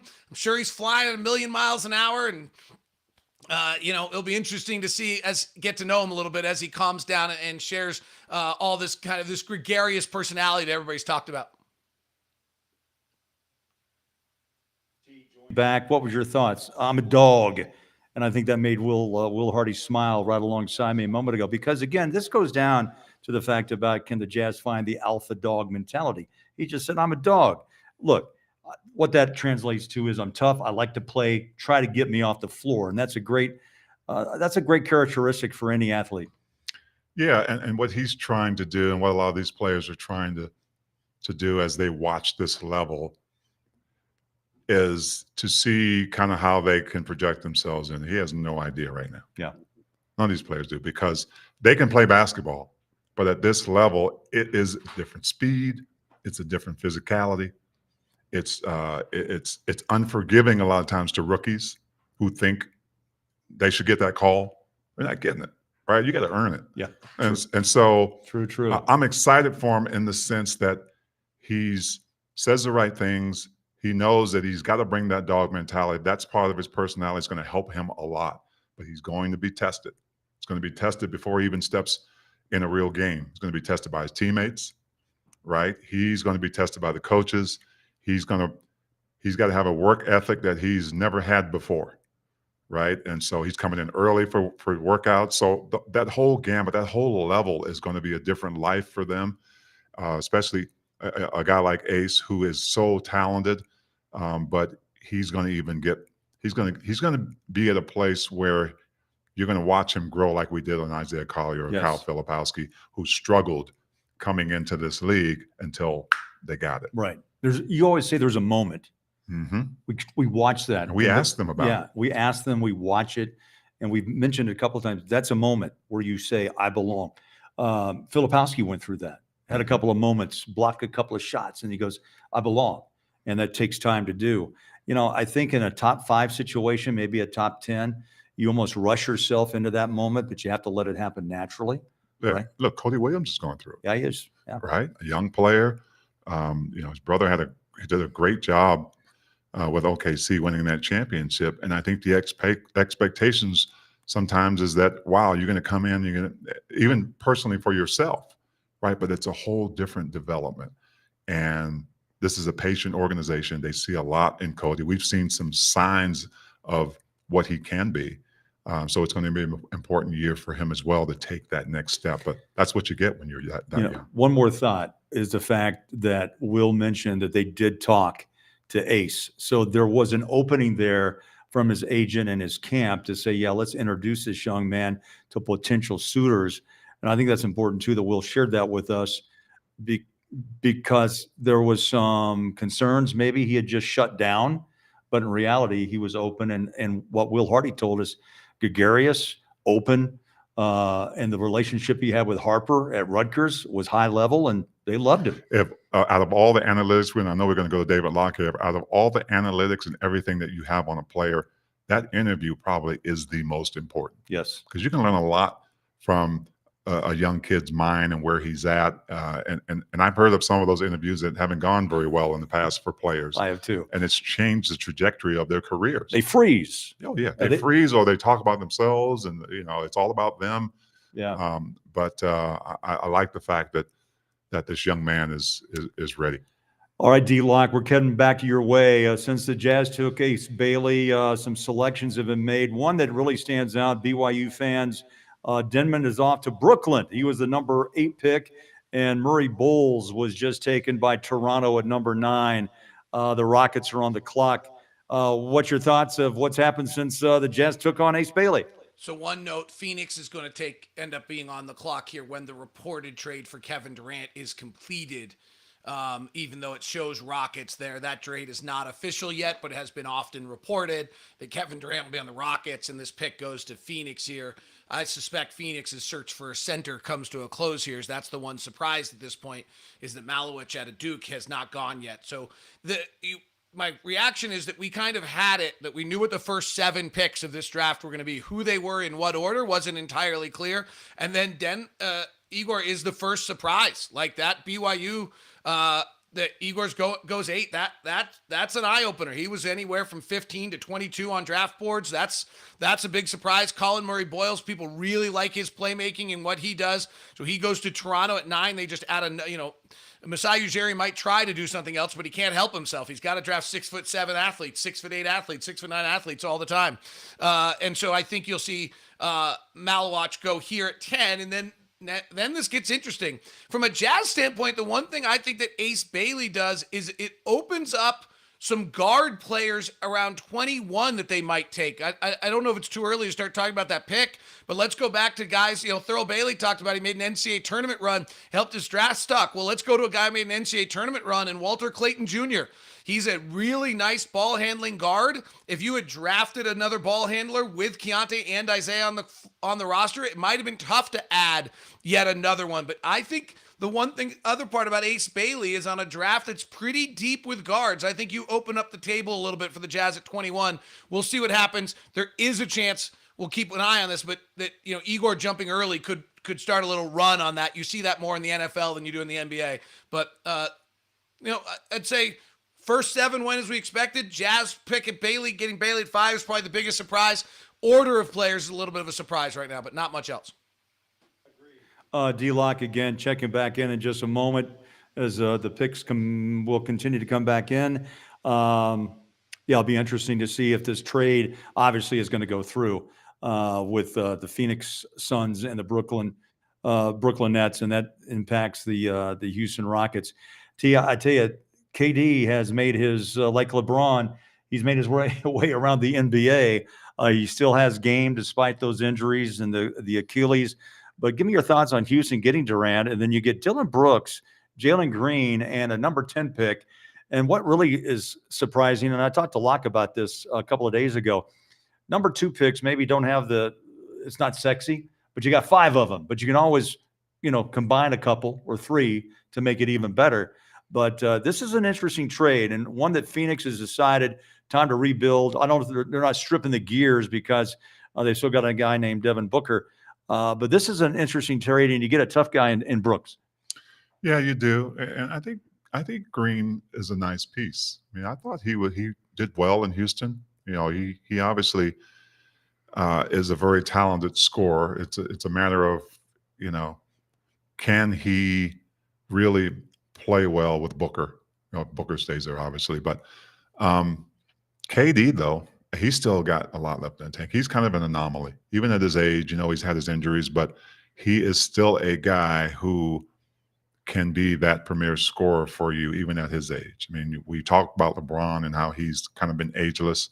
KD's that guy. I think that will fit pretty well. I don't see a championship team in Houston, but I do see them kind of making a run with some other pieces that they may put together. But that's not the last of what we're going to see as far as players making moves. We talked about Giannis. Right. I think there's some other players across the league that teams are ready to make that switch and maybe unload players for financial reasons, or to start kind of fresh. I think the trend might be going towards what we talked about in Indiana and OKC have done to try to build that team and dump some of these players that they know aren't going to take them any further.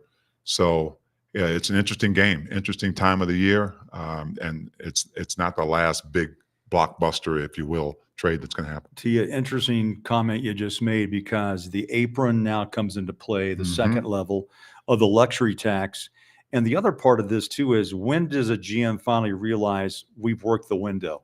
The Jazz knew it, Danny knew it, and that's why the trades came. Donovan thought maybe they could play it forward one more year later. He made that comment. And Rudy Gobert loved this franchise, loves this city, but Danny saw it differently. And a lot of GMs have to make those tough decisions, basically leaving the emotions out of it and saying, let's do what's best for the franchise, the fan base, and rework this thing. Boston probably is going through that right now, and they may do more moves as the night continues and even tomorrow and in free agency. But I find it really intriguing. The window used to be 2 or 3 years maybe. Stockton and Malone didn't get to the finals until they were, 11, 12 years into the league.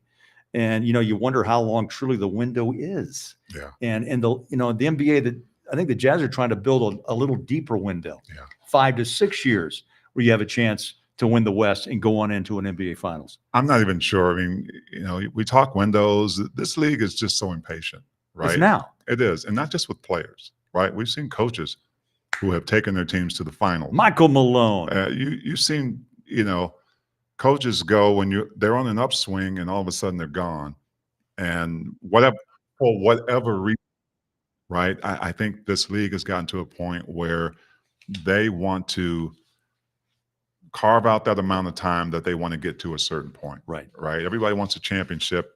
Teams are trying to different ways to get there, but nothing surprises me anymore. I think the Jazz are in a position where they can be more patient. They've got a young team. They expect more out of the young guys from last year and the year before. They expect more out of the Walker Kesslers. Yes. And hopefully it all comes together. But yeah, we're watching some crazy things going on in this league. Absolutely. I tell you, who watched he's watched a lot of crazy things since his days, the great Dr. Duncan Stein. Daryl Griffith is with us with Dilemma. What's up, my brothers? Good to see you. Guys. Y'all good? What up, Team Baby? What's up, baby? Right? So you got another Bailey we drafted.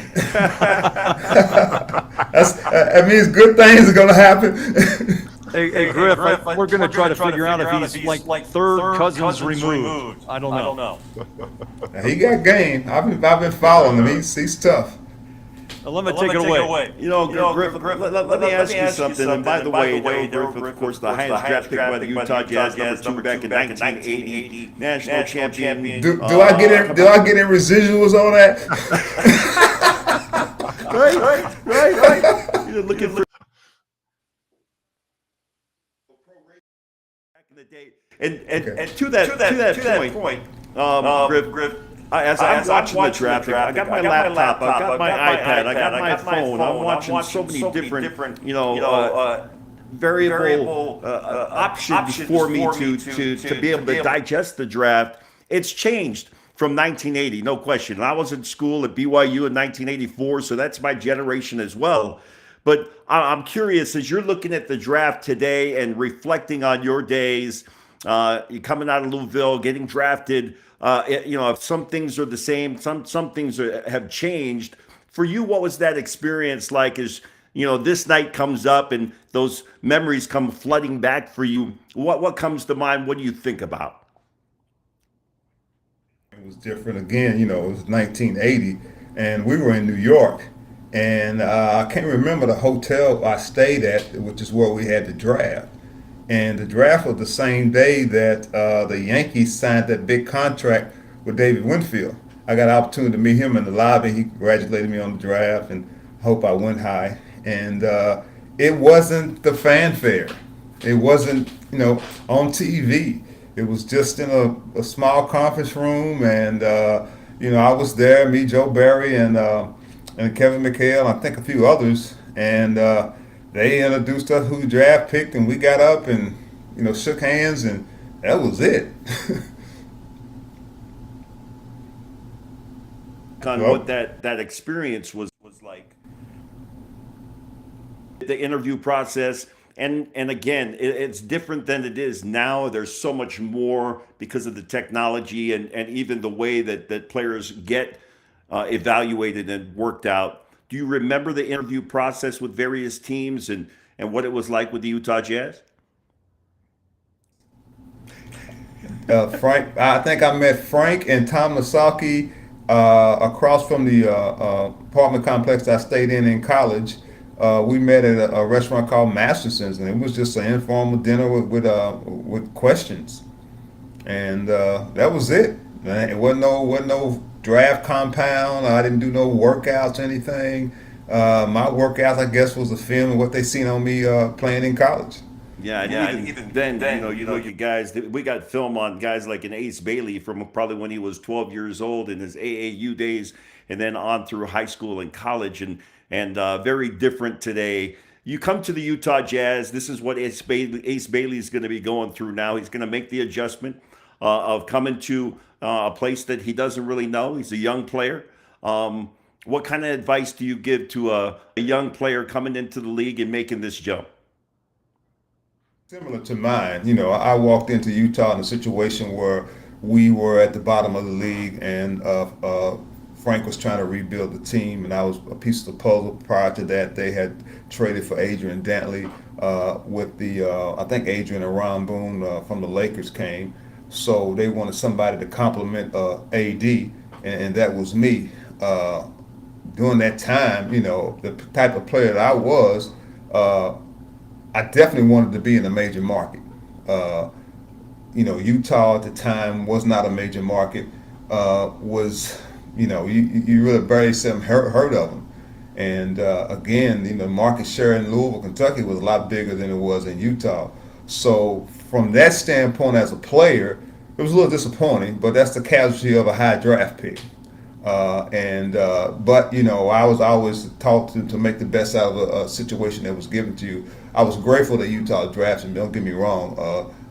Very grateful, and I hope I did everything I could to try to make the franchise take it to the next level. In saying that, once I got to Utah, I just try to make the best out of a good situation and try to impact the team and impact the city the best way I can.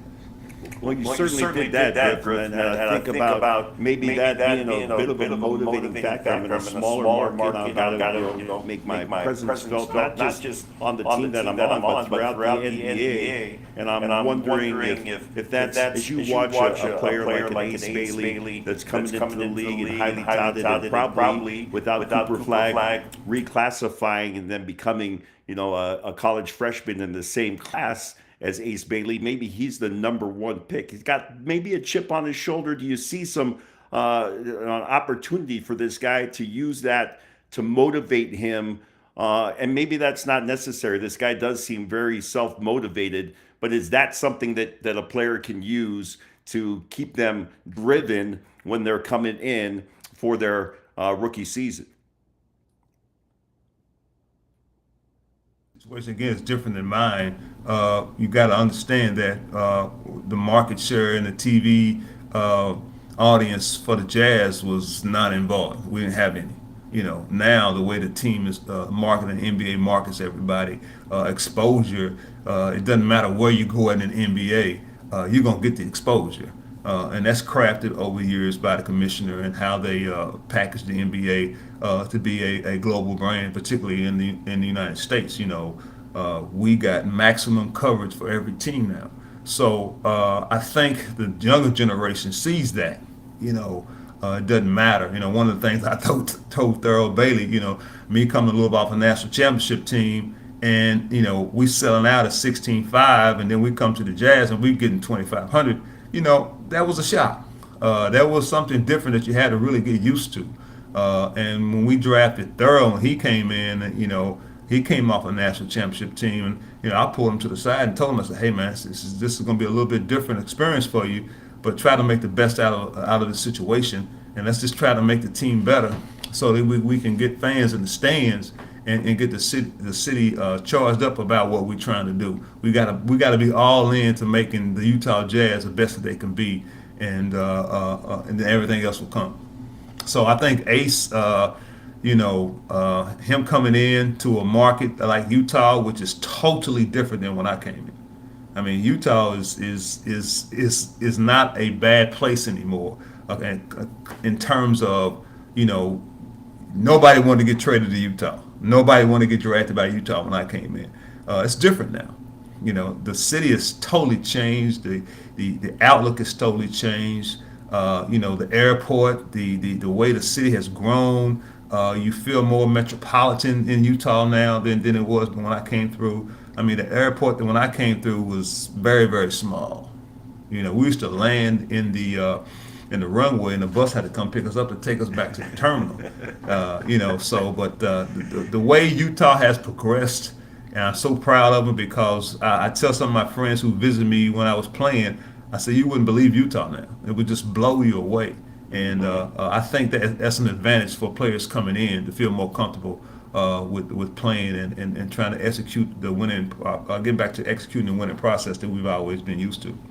Well, I think the transformation of a city in large part has to do with the professional sports teams. And Griff, you have been a large part of what the Jazz have done to contribute to making that change and helping the city to develop into what it is, to the point where you can host the Winter Olympic Games, not just once, but coming up again, so 2 times, and get to the NBA Finals. All of those things help to develop your city, and certainly the Jazz franchise have been a huge part of that. Before I let you go, as we're looking at some of the highlights of your playing days back with the Utah Jazz, as you look at what the progression has been and what the Jazz are doing right now, and of course they've been to the NBA Finals twice. They're still in a building process right now. From your estimation, what do you think the chances are for the Utah Jazz to get this thing over the top, and in the next several years be able to get back to the Western Conference Finals, onto the NBA Finals, and win a championship here in this state?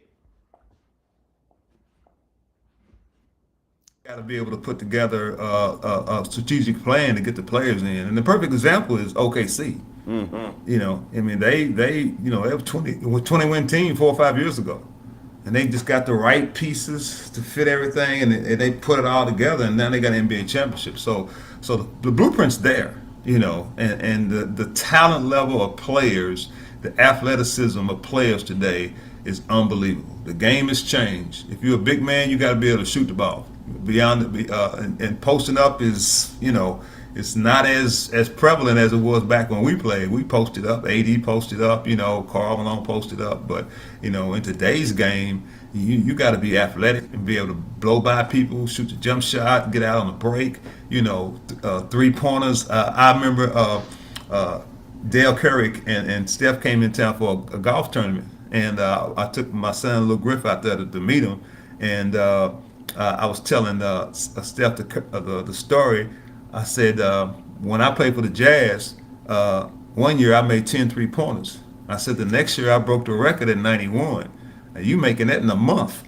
Yep. You know, and he didn't realize how, you know, the 3-point line has been utilized so much more, and the game has really tailored around being able to shoot 3-pointers.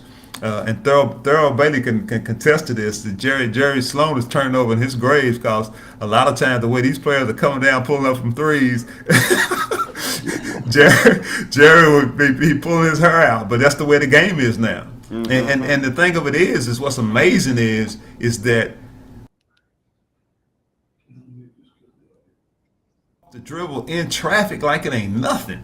I mean, that's what's amazing to me, you know, watching them play. I mean, they come down pulling like it ain't nothing, you know. And again, you know, I contribute the elevation of the 3-point line that we use to Frank. Frank told me one practice, he said, that line's out there for something, we're going to utilize it. You know, and I went from making 10 3-pointers to breaking the NBA record the following year at 90.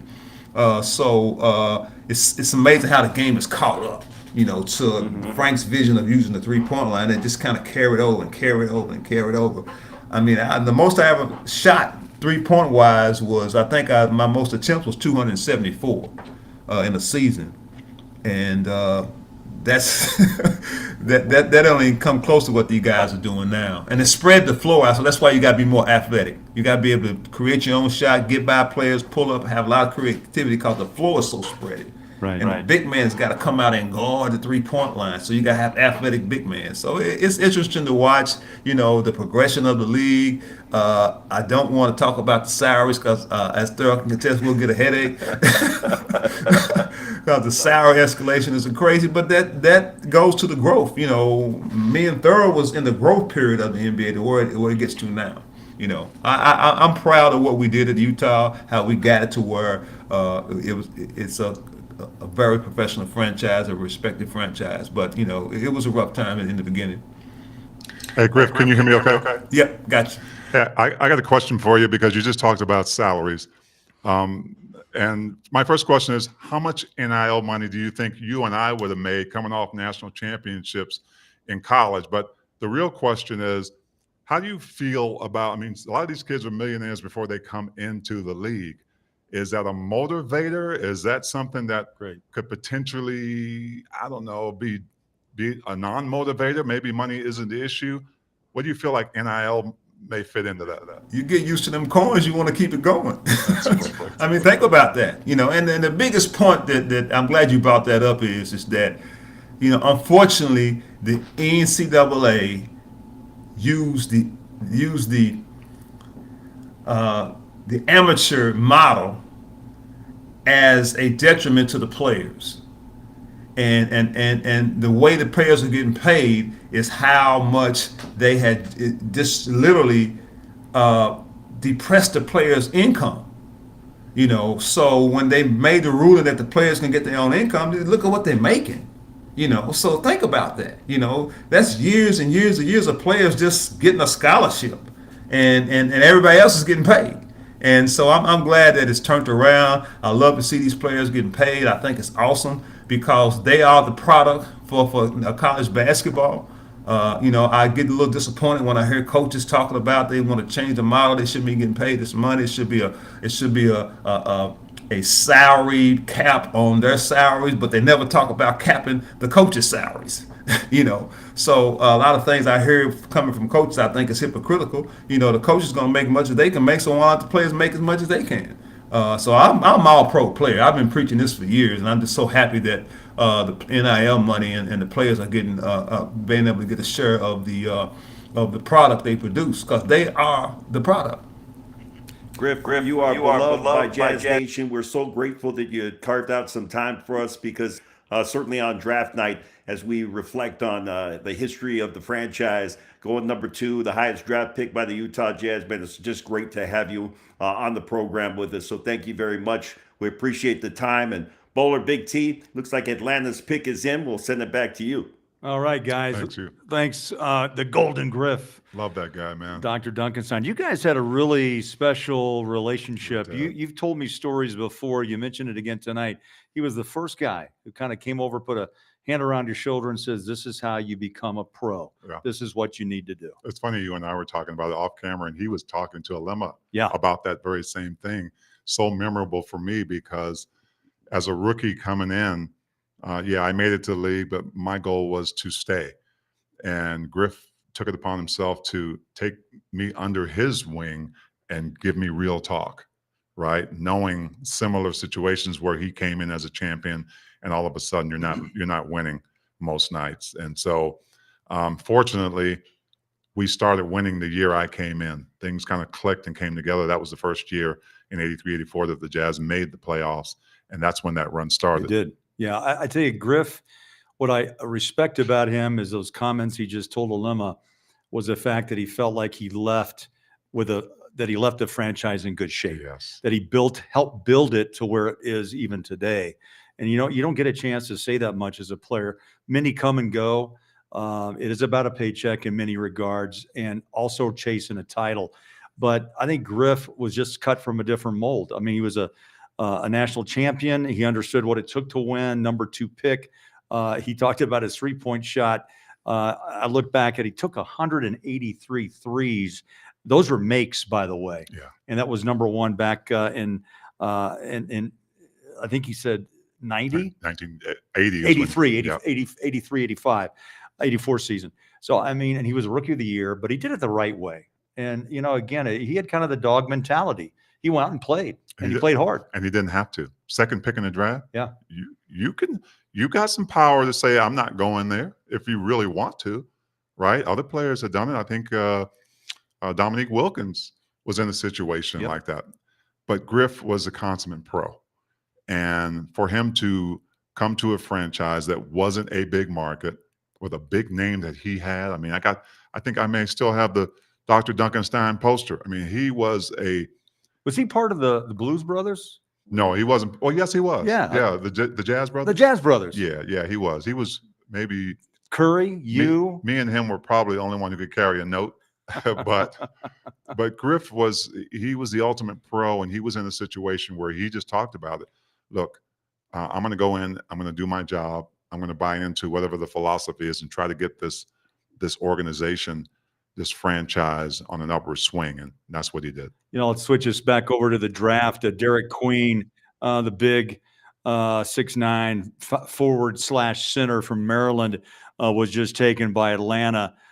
Players' rights traded to New Orleans. That's Derek Queen, the 13th player taken. Let's go back and check in with D-Lock, get a draft update. Well, last time I talked to you guys, we were talking about how not a lot had happened. Holy smokes. While Daryl Griffith was on, the draft went bonkers. So, first off, the 10th pick, Phoenix takes Malowich at 10, it seems, for the Rockets, right? They also simultaneously trade for Mark Williams of Charlotte. So everyone's like wondering, what just happened? Why are they taking 2 7-footers within minutes of each other? Charlotte, who remember had traded Mark Williams to the Lakers, and then the Lakers rescinded the trade, so they trade him to Phoenix. Well, it turns out they trade him to Portland. So Malowich got drafted by Phoenix to go to Portland. Now that's a little weird because Portland drafted Donovan Clingan last year with what I think was the 7th pick. So all of a sudden Portland has 2 mammoth 7-footers after trading for Drew Holiday, which many people in the NBA circles thought was a little different in the way that they did that. They're really diving on defense. Then with the 11th pick of the draft, and it's kind of hard to keep track of all of this, but the 11th pick of the draft then was taken by Portland and traded to Memphis. And this is a really interesting story. This kid is started at Division III Willamette. His name is Colin Coward. No, that's the, wait a sec. Let me get it right. That's the talk show host, the sports talk show host. That's not, let me get it right here for a second. I've got a brain cramp going on. Let me tell you a story and then I'll get it for you. Somebody will save me. Give it to me. Cedric Coward. Thank you. Not Colin Coward. Colin Coward does a lot of talking but Cedric Coward. He started his career Division III Willamette, transferred to Eastern Washington. From Eastern Washington, played well, transferred to Washington State, only played 6 games and was supposed to go to Duke. But he went to the draft workouts and was the story of the combine. He goes 11, but Memphis traded for it. Then the deal of the night just went down. This is kind of crazy. Atlanta has the 13th pick, Derek Queen. But as you just mentioned, Bowler, he gets traded to New Orleans for the 23rd pick. But New Orleans also gave up next year's first-round pick, either New Orleans or Milwaukee's, the better of the 2 picks, to Atlanta. It's a stunner if it's not protected. New Orleans just traded C.J. McCollum for Jordan Poole. New Orleans might not be good next year. If Zion Williamson gets hurt, New Orleans may not be very good. They've already traded Brandon Ingram. They may have just traded their first-round pick next year to Atlanta to move up 10 spots in this draft. It's an incredible price. Atlanta, who has a brand new GM, has made 2 deals in the last few days that are amazing. So, picking up Kristaps Porzingis for basically contracts they didn't want, and now making this pick, getting now the 23rd pick and getting New Orleans' first-round pick next year. So a lot there to swallow. None of these picks on the board that we're looking at right now are actually taken by the team that's there. Memphis has got Coward. Queen's going to New Orleans. 10's going to Portland. Madness has broken out. David, thank you. We'll check back in.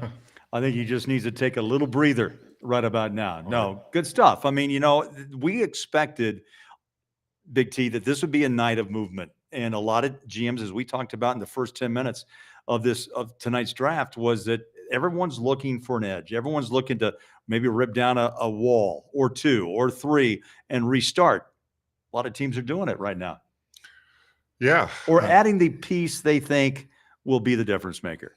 Yeah, or because of salary cap, they're dumping some pretty good talent, right? Or they're trading some pretty good talent to put themselves in that position. So it's interesting because every team has a war room. Every team is in a huddle to try to decide what best they need with what direction they've decided to go in. And look, there's a lot of talent we're going to be watching grow and to see if they were made for this league over the next 1, 2, 3 years, to see if some of those decisions pan out. And not all of them will, but that's why you have those guys in the war room, because you're making the best decision possible for your team collectively. Yeah, the Jazz have the 21st pick. San Antonio just took Carter Williams. That's a pick from Atlanta. He's a forward out of Carter Bryant out of Arizona. Last season, 6.5 points, a 3-point shooter at 37%. We'll see if they don't trade him. We'll have to check back in with Luck. Let's go back to Alema, who's with a Jazz fan favorite. He was 18, coming out of Skyline High School down Texas way. CJ Miles.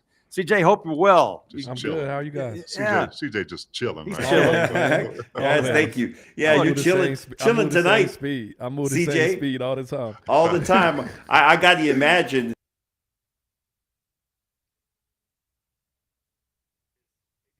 And Jazz Nation. I'm losing y'all back and forth.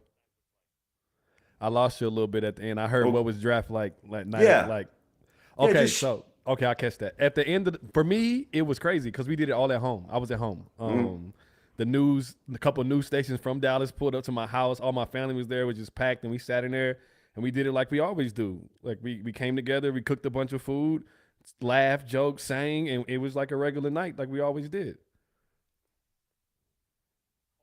Take us through that. Like who was on the other end of the phone call when you got the call that the Jazz were going to select you? So I was on the phone with my agent by way of Kevin O'Connor. So I spoke to both of them that night, and then I spoke to everybody after, obviously being picked, about coming in, excited to be part of the team, and the congratulations and all that. But the first couple of calls were my agent and Kevin O'Connor.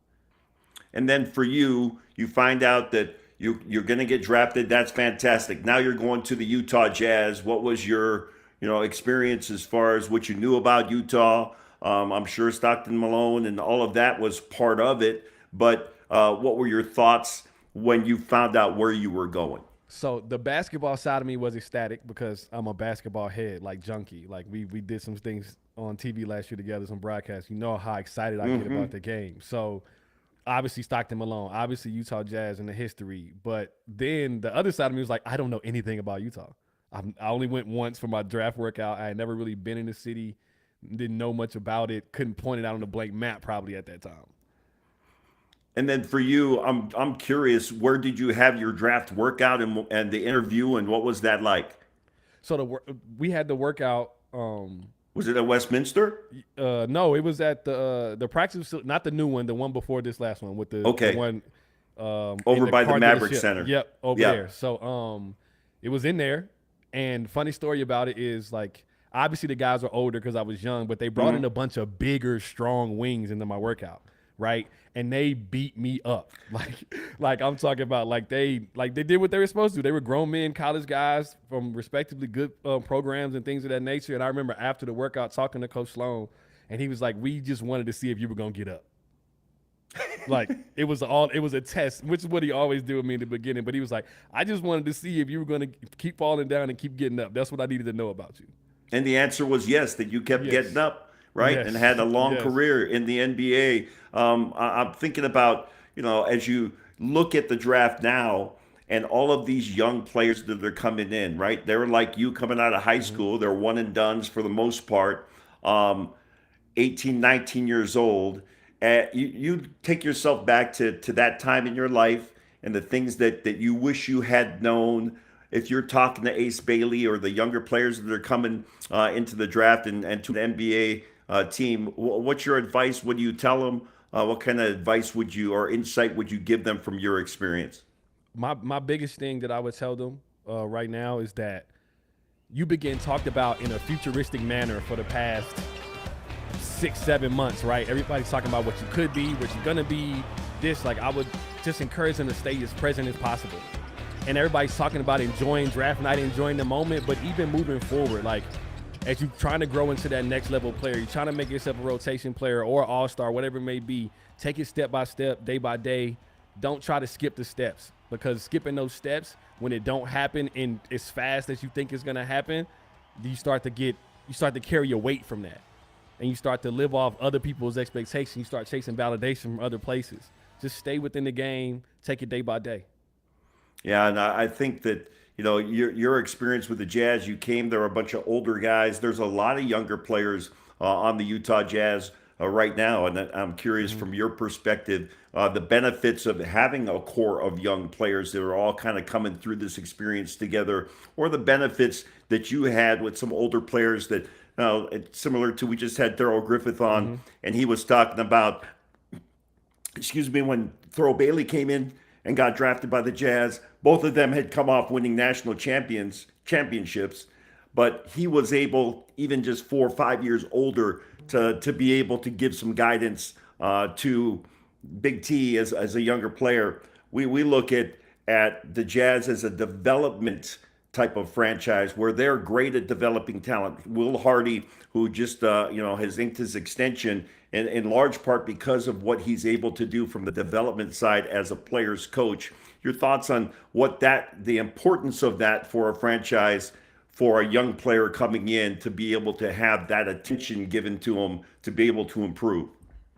I think that there's so many advantages to both sides of it. I think obviously having the veterans around that can kind of set a pace and show them the way and just kind of give them real insight in real time is very, very important. But I also know from my experience how much it would have helped to have somebody kind of in those same trenches with me that I was in similar situations, going through similar things and not be alone in that. So like, and what that means coming out of it together, the type of bonds that form from that. Guys that you really had to put in this certain type of work and time in, because that's the biggest thing that separates everybody. It's not talent and skill, it's just time. And there's a lot of things that only time can give you. And guys, when you're around older guys all the time, you're constantly trying to get to that space and you can't without time. And you carry this burden of like, I should be here, I should be here, I should be there, I should be catching up. And you're not going to catch up because they put in the time already and they're putting in time as you're putting in time. Yeah, so the expectation obviously have to be realistic. And at the same time, those older guys give you some guidance and some motivation to be able to, you want to be able to achieve what those guys have achieved. You mentioned that you're a basketball junkie. I will attest to that. This man loves basketball. He lives and breathes it. For you watching the NBA draft, how do you go about that process? Are you sitting there with multiple screens, or what's draft day like for you now? Now it's just easy. Like, you just have Twitter and Instagram and one screen. Like, everything's happening like right in front of you. You can just kind of have an iPad and one screen now. So like, that's basically what my wife's watching it on the TV, obviously right now too. And I just have my iPad and my phone, and I'm just kind of like scrolling through, just taking in information, honestly, right? Like, oh, I like that pick, I like that trade, like, and you just start to kind of, your imagination starts to run because you're like, ooh, what if they do this and what lineups they can change? That's what gets exciting to me. I'm thinking about the actual game with the pieces moving. Like, I'm not so much caught up in like the numbers parts. Like, I don't really care about the contracts and making them match and all that. Brilliant Bowler and Big T once again. And guys, you got any thoughts or questions for CJ Miles? Yeah, CJ, great to see you. I remember my first year in 05. That was your rookie year. And I wanted to always ask you, I mean, T and I talk about a lot in the booth about chips on shoulders and not being taken top 10, 15. You were taken 34th. I know you're 18 at the time, youngest player taken by the Jazz. Did that help motivate you as well, the 34th pick, instead of, let's say, a high school phenom at 15? Did you use that to your advantage? A little bit. For me, I was so motivated by the game and just like the opportunity that I didn't really have room to use that as much, because I always felt like if I used it too much, it would fizzle if I ever got to those guys and prove my point. Like my thing was like, the point will be proven if I just stick with what I know and what I want to do with the game, which is be in the league. And like Daryl was saying, stay in the league, be a player, help my team, be a great. I had this list of things that I really wanted to be.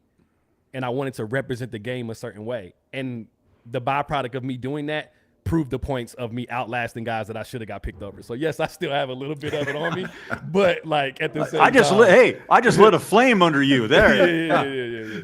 So it's there. You're still a competitor, right? You don't get to the NBA without being a competitor. Hey, CJ, let me talk about you being a basketball junkie. You just watched the finals. What did, if anything, did that tell you about this league and the youth that's coming in? Did you gain any insight about the way this league is going from? It's one of the things that I've been watching and saying, especially getting the broadcast up there with you guys the last couple of years, is really giving me even more just access and insight, is that we're going towards what could be like the next 10 years of like the greatest basketball we've ever seen. Like all around, because now we're coming up with a set of kids who have the most athleticism and skill sets. They just need to be put in positions to learn the game and play the game a certain way. But as far as like talent and skill set, we have never seen like 1 through 10, 11, 12, the way these teams are going to be able to be ever. And the two teams that just played in the Game 7 are products of that. Like, that's why the superstar conversation is going to be rehad, because guys won't have to be these ball-dominating guys. And Great point. it won't have to be, it will go by strictly how I affect the game. That's why the Halliburton thing was a thing, because it wasn't the way we've deemed popular for superstars. But the game said he was a superstar. That's right. That's a great point. Love it. Yeah. Yeah. CJ. CJ, great insight. We appreciate the time. Thanks for hanging out with us on the draft night and letting us be a little part of your basketball junkie evening, watching the draft. Looking chill. You did a great job this year with us on the pre-half and post-game shows, and we look forward to having you back. And we will see you soon, my friend. Yes, sir. See you guys soon. All right, CJ. Aloma, thanks, pal. Good stuff. Class guy. You know, I remember my first year coming in, he was wide-eyed, man. He was wide-eyed, and he was just a young-looking, 18-year-old. I don't think he even shaved, to be honest with you. Yeah. Who does nowadays, though, at 18? But, no, he fit, and he was coachable. And I was intrigued because he was a lefty. He's one of the first lefties that I was around. And I was intrigued by the fact how it was difficult for defenders to pick him up and use that left hand to his advantage. Yeah, and CJ was so talented, ended up having a great career in the NBA. But I think even away from basketball is a bigger adjustment, right? These young players, CJ included back in that time, probably harder for him back then than it is now, because you have more players who are similar ages now that are coming into this game early. A man among boys? Yeah. Or boy among men. And everything's different, right? Because you're not old enough to go to certain places. That's true. Right? And you've got to have a culture around you that can kind of teach you and develop you in that way as well. The basketball stuff is going to be what it is. But all the stuff around the social part, the traveling, the games almost every other day, right? Where, in college, you're used to 30-something games. Well, there's a wall coming. And so I think that adjustment is just as big or even bigger than the one they're going to be making in basketball. Great point. Memphis is on the clock. They own the 16th pick. The Jazz are just behind at number 21. And at the moment, let's give you a sneak peek into behind the scenes of the Jazz front office preparing once again for this draft. And this time we are going to take a little deeper look to the newest edition of the Jazz front office. His name, President of Basketball Operations, Austin Ainge.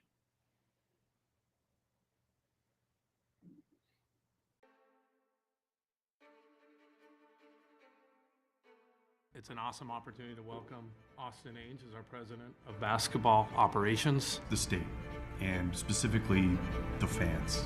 That passion is so infectious, and it pushes a team, it pushes a franchise. I'm so proud of this community and how they rally around our players and support them. It ends up being our players fall in love with being here. The situation of the team, we have a ton of optionality, a lot of future picks, a lot of things we can do. It's going to take a lot of work, but I can't wait to get started.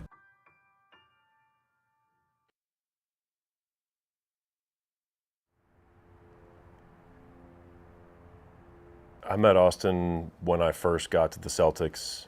His office was right next to mine. And so we spent a ton of time throughout the year crashing into each other and just talking basketball. He's very knowledgeable on players. He watches a ton. He has a really good process of how he thinks about players and then how they would fit into a team. And I think that's not talked about enough. There's players as assets, as like singular things, but then when it comes to the team building piece and fitting everybody together, I think he has a really good vision for it. The early part of him being here has been great. We talk every day. We're getting on the same page about the draft, the players that are in our range, and I'm picking his brain on what he's thinking about, like how he's looking at them, and he's picking mine on how I envision the team playing. We have to be in sync on those things as we make decisions for who to bring into our group. He's new president of basketball operations for the Utah Jazz. It's Austin Ainge. Give him a big hand. In the last 10 days I've been here, we've done a lot of different projects, had a lot of meetings, really diligent staff, really focused on this draft. They've been dialed in. Obviously, with a young team like this, they have known these are really important picks for us, and so they've been really locked in and have a lot of great info and insights and have been just an awesome help. So the prospects typically fly in the night before. So sometimes, depending on where they're coming from, if they're coming from another workout, but most of the time they get in early evening the night before. And then in the morning, they come in, it's early, they get here 8:30. Food, they have testing in the weight room. We put them through all kinds of just different personal testing, and then it's on the court for an hour and a half, and then it's an interview, and then they fly out and they're on to the next city. So it's kind of like speed dating in a way, but you can gather a lot of information in a short amount of time. 6'9.5". A lot of what we do kind of has some synergy between the training room, between what we're looking at in the weight room, and then some of the sports science areas where energy expenditure and what they're putting across their body. And a lot of the work that we do together is we have a good idea about some of the injuries or certain movement patterns these guys may have before they come to us. A lot of it's going to be quick measurements and things like that we're collecting, and then the whole important part is the court workout, right? They're basketball athletes, that's what we're preparing them for. So we'll have a systematic approach where we have Denzel Stovall usually leading the warm-up, and he's great on court. He works with a lot of our athletes on just movement development and how we can translate and merge weight room movements onto court movements. Yeah, we're young and hungry. I think we have a group of people, not just the players, but we have an organization of people that are striving, hunting, and trying to improve every day. Okay, Black, hey, gotta go trap for a foul. Get up, stay up, stay up, stay up. Stay up, stay up, stay up, stay up. Try to get it trapped in a foul. Try to get it trap.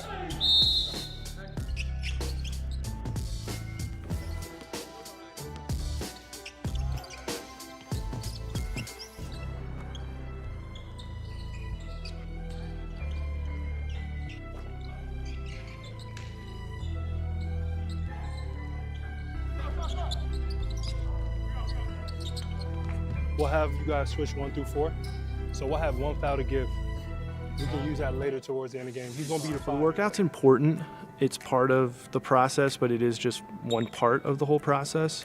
I think the biggest place where it's important is that the coaches and some of the staff that maybe don't go out and see these guys multiple times throughout the year, they can see those players up close, see how they move, see how they interact on the court, see how they handle coaching up close. So those things are very important. I think the biggest thing is that we value competitiveness and toughness, and so I think that the team we're trying to put on the floor, people that we're trying to bring into our group are going to represent that. Because we've studied and will be super prepared for this draft, we have to study the entire thing because there's no guarantee that we're going to stay where we are. We have to be prepared to stay where we are, but we have to also be prepared for that we've done enough work and done interviews and health performance, medical testing, and seen them all year that we can pounce on it. They'll kind of send draft workout list for who's in that draft workout, and then we'll kind of look at that list. And sometimes there's some moving pieces, but for the most part, that's the set list. We'll look up who the player is, their height and their weight, and then kind of based on that, guess their size and pick the right size for them, whether that's larger XL, whether we draft these guys or we bring them in for summer league, we kind of have their size as close to what size that they are. The staff gets players better here, and we really believe that we can maximize a player's potential with the infrastructure that we have in place. If we're bringing them into the building, what kind of support will they need? How will they be on a day-to-day basis dealing with the pressures and everything that goes into being an NBA player? But I think the biggest thing is for us to learn how can we support them and then also for them to learn about us and how they would potentially fit with our system. I'm Lisa Everhart. I'm the Director of Performance Nutrition here, and alongside Josh Ray, our Executive Chef, I help ensure that our players are taken care of from a food and nutrition standpoint. We also have another head dietitian that helps to take care of our guys as well, boots on the ground every day. Hi, my name is Joshua Ray. I'm the Executive Chef here at the Jazz. And for the draft workouts, I make sure to coordinate with our nutrition team and Lisa. And we're trying to provide the most hospitable, comfortable space for them to do what they need to do and then keep them nutritionally optimized and fed throughout the process. All this raw footage, about an hour and a half of the workout, what does that look like once you get back into your room to start cutting the film? A lot of times we'll have one computer or laptop corresponding to one video camera. And so a lot of times we'll use 4 or 5 cameras in the gym and just have them all spread out on all of our laptops. When we do finally convene after the workout, we'll try to combine all of our data together, all of our cameras, put it into one nice clean video for our coaches to then use and distribute however they need to.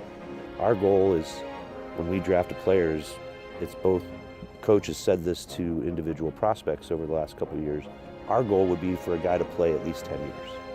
Maybe not all 10 will be with the Jazz, but if you're good enough and consistent enough to play 10 years, and that's part of our job too, to get you ready to play 10 years, then their families, the journey that they've been on in their primary profession, it ends up being a great story.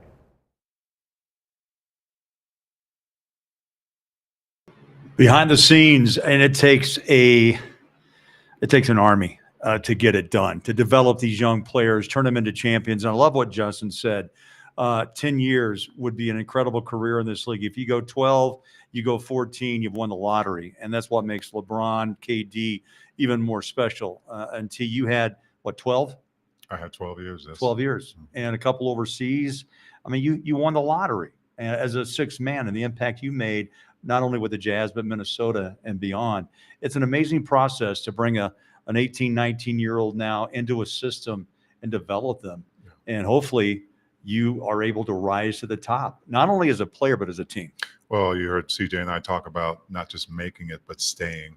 And there's things that you have to do. There's certain things that may be out of your control, certain injuries, but it really is about, you understand how many young players want to be at this level. There's only a certain amount of spots every year, not very many. So it's amazing to see all that goes in. Most people don't, they see the finished product, right? They see the players out on the floor, they buy the tickets, they come see the game. They don't see all the stuff that goes behind the scenes, the video coordinators. We see it on the road. We see it. It's amazing. And it is it's kind of a sight to see all these pieces work together. It's incredible, really, to see all these pieces work together to make this franchise and to get this team to where they wanted to be in the next few years. Jazz 4 picks away from their second first-round pick, number 21. Let's talk about Austin Ainge. He is really the hot topic of tonight. 3.5 weeks ago, hired by the Jazz.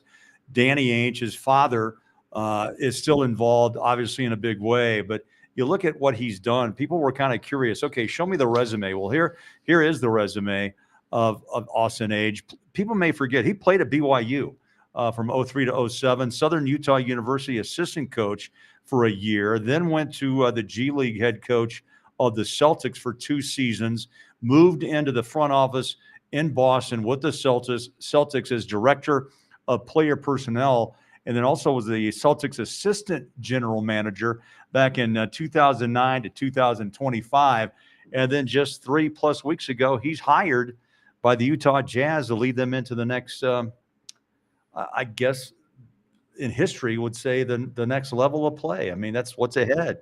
And he's in the war room right there. And walking out of the screen, Justin Zanuck, you see him with the ball cap tee. But things probably hustling a little bit right now because number 21 is going to come quicker than you may think. Oh, no kidding. And how cool is it to have 2 Ainges in the house? Two guys who've been there, who've done it. Austin is one of the most respected executives in this league. 17 years with the storied Celtics, right? And that's something, right, with what they've accomplished. Hey, in the world we live in today, if you can make 10, again, that's an accomplishment. 17 years. Yes, he started young, but yet he has earned his way. I like Yes, the he has. resume because it shows you the progress and the process it takes to get to this position. And he's been at different positions. One of the most important is the scouting part, where you go out and you actually see and understand talent. You see and understand what your team needs, and you're a big decision maker on what this kid has, what he hasn't. Can you develop it? What do you see in 2 or 3 years from this kid? And to have an eye for that is a very valuable thing. And he's obviously worked his way up from there, but I'm excited. I'm excited we have him. And T, I think you have to just mention probably the conversation that has to be made, the pressure that he feels to follow his dad in this position. That's not easy. The Ainge name. Not only was Danny an incredible basketball player, he was a two-sport athlete professionally, baseball as well. He was a tough guy on the floor. Championship Boston, championship as an executive, and now Austin has to come in and go, okay, Dad, thanks. I'm going to take it from here. Yeah. You can talk to him, and of course, the assets that Austin is using right now, Danny facilitated. Well, first of all, from Danny Ainge's standpoint, that's a proud father, right? To see your son rise to where he has risen. On Austin's part, it is, well, I've learned a lot from my dad. I've learned a lot from watching him, being around him, and doing the things that he's able to do. But, if you're Austin Ainge, you owe a lot of that to your dad. But at the same time, you put your own personality on it now. You go out and learn things your own way.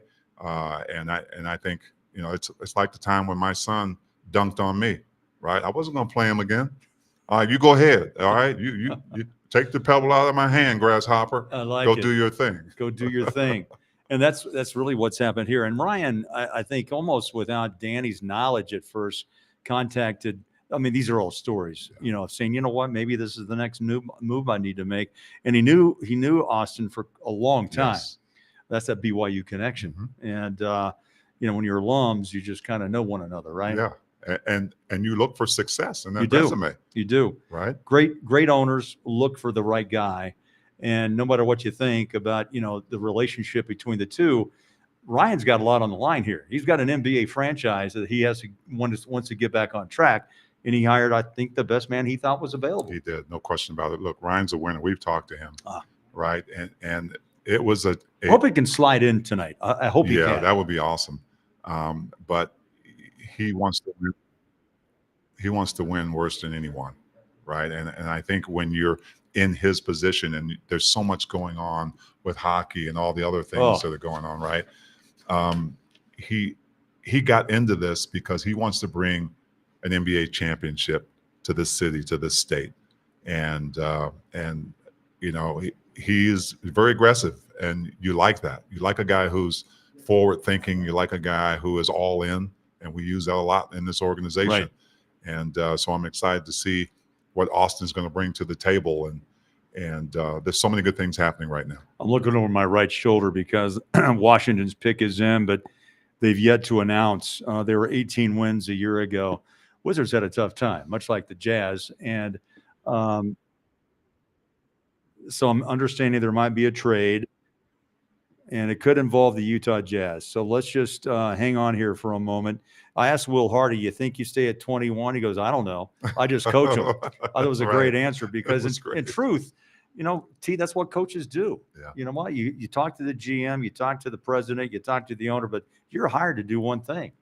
That's to come in and say, okay, who you got? And no, there's no question that they pick his brain, right? Because you are going to be the guy who is coaching them. So it's good that obviously the coach is in on the interviews, and that's important to understand how you're going to communicate and welcome these draft picks in to your system.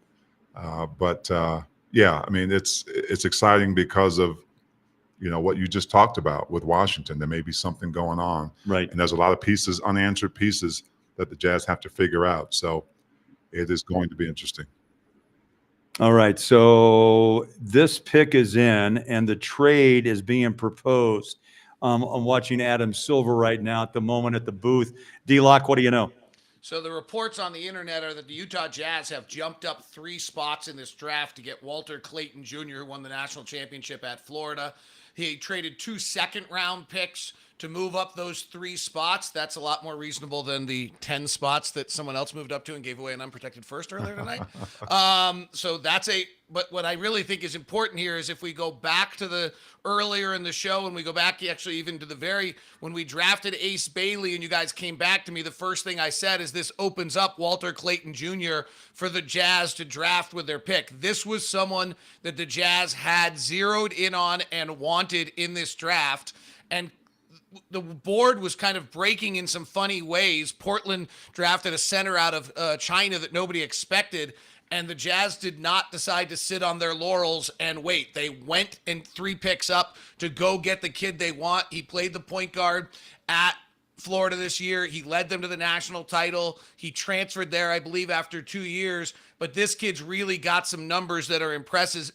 If you give me a quick second here, his shooting this year, he was the 89th percentile, the best shooter in the entire draft of anyone shooting off the bounce, which is such a valuable skill. He took 245 shots off the dribble in college basketball last year. The next closest of draftable players was Trey Johnson at 194. He took 33% more shots off the dribble than the second most guy in the league. His unguarded shooting percentile was in the 80th percentile. He was in the 80th percentile for overall catch and shoot. He was in the 88th percentile for spot up shooting. This is one of the best shot resumes in the league. He's 22 years old, so he's a little older. He's mature. He comes to the Jazz with the national title behind him with that great tournament run, but he has an NBA ready game with that off the bounce game that nobody else in this draft had.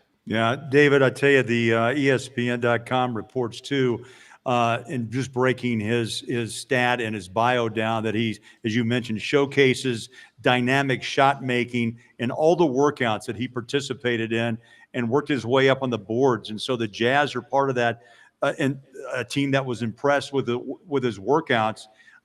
He is, let me just say, he is without shoes, 6'2". He weighs 200 pounds. How about a standing reach of 8'1.5", and his wingspan is 6'4"? Tell me both of you, tell me what you think in the sense of Ace Bailey, and now you have a national champion point guard from Florida, Walter Clayton Jr., and what it does to the Jazz backcourt and at the small forward spot. Go ahead, D. Oh my gosh. All right. I was trying to be nice, Thurl. I was too. I was showing respect to my man. I don't do that very often. Now I'll never do it ever again.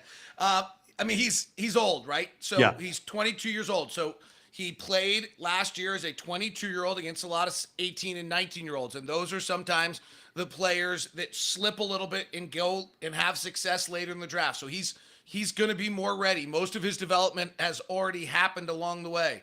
The things you like about him, the shooting numbers I just talked about, the ball handling, the creation. Those are the 3 things that make him NBA ready. He's not that big. Those numbers you just gave right there, Bowler, aren't great. 6'3" with only a +1 wingspan. That's not a super number for a guard. It's a little bit small for his size. And he wasn't super finishing at the rim. So that kind of takes his ceiling down a little bit of what you expect he's capable of doing as a pro player. Probably just, you'd be a little bit more, but that's why he's available at 21. Those are the 3 reasons he's available at 21 is he wasn't a great finisher, he's a little older, and his size is not great for the position, but he's very experienced. He was a pretty highly thought after player in the early part of his career. And then he obviously, after leaving Iona, went to Florida and was fabulous. Yeah, and there's the bio. You talk about the wingspan. Yes, 6'4". Hometown is Lake Wales, Florida. He's 22 and 3 months of age and 6'2" and about 200 pounds. Bowler, yeah. Can we have a moment, me and you? Sure. This is your favorite draft ever in the history of the Utah Jazz. Can I tell you why? Yes. Because Ace Bailey lives in the mid-range. Okay. More than he probably should. Right. And Walter Clayton Jr.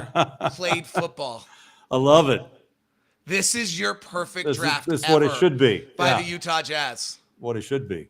No, that's awesome. You know, you get an all-around athlete, Big T, and you know what? The other part of this breakdown of who he is that he is a quote. And again, D-Lock, help me here. In your way to explain, and is a plug and play type player.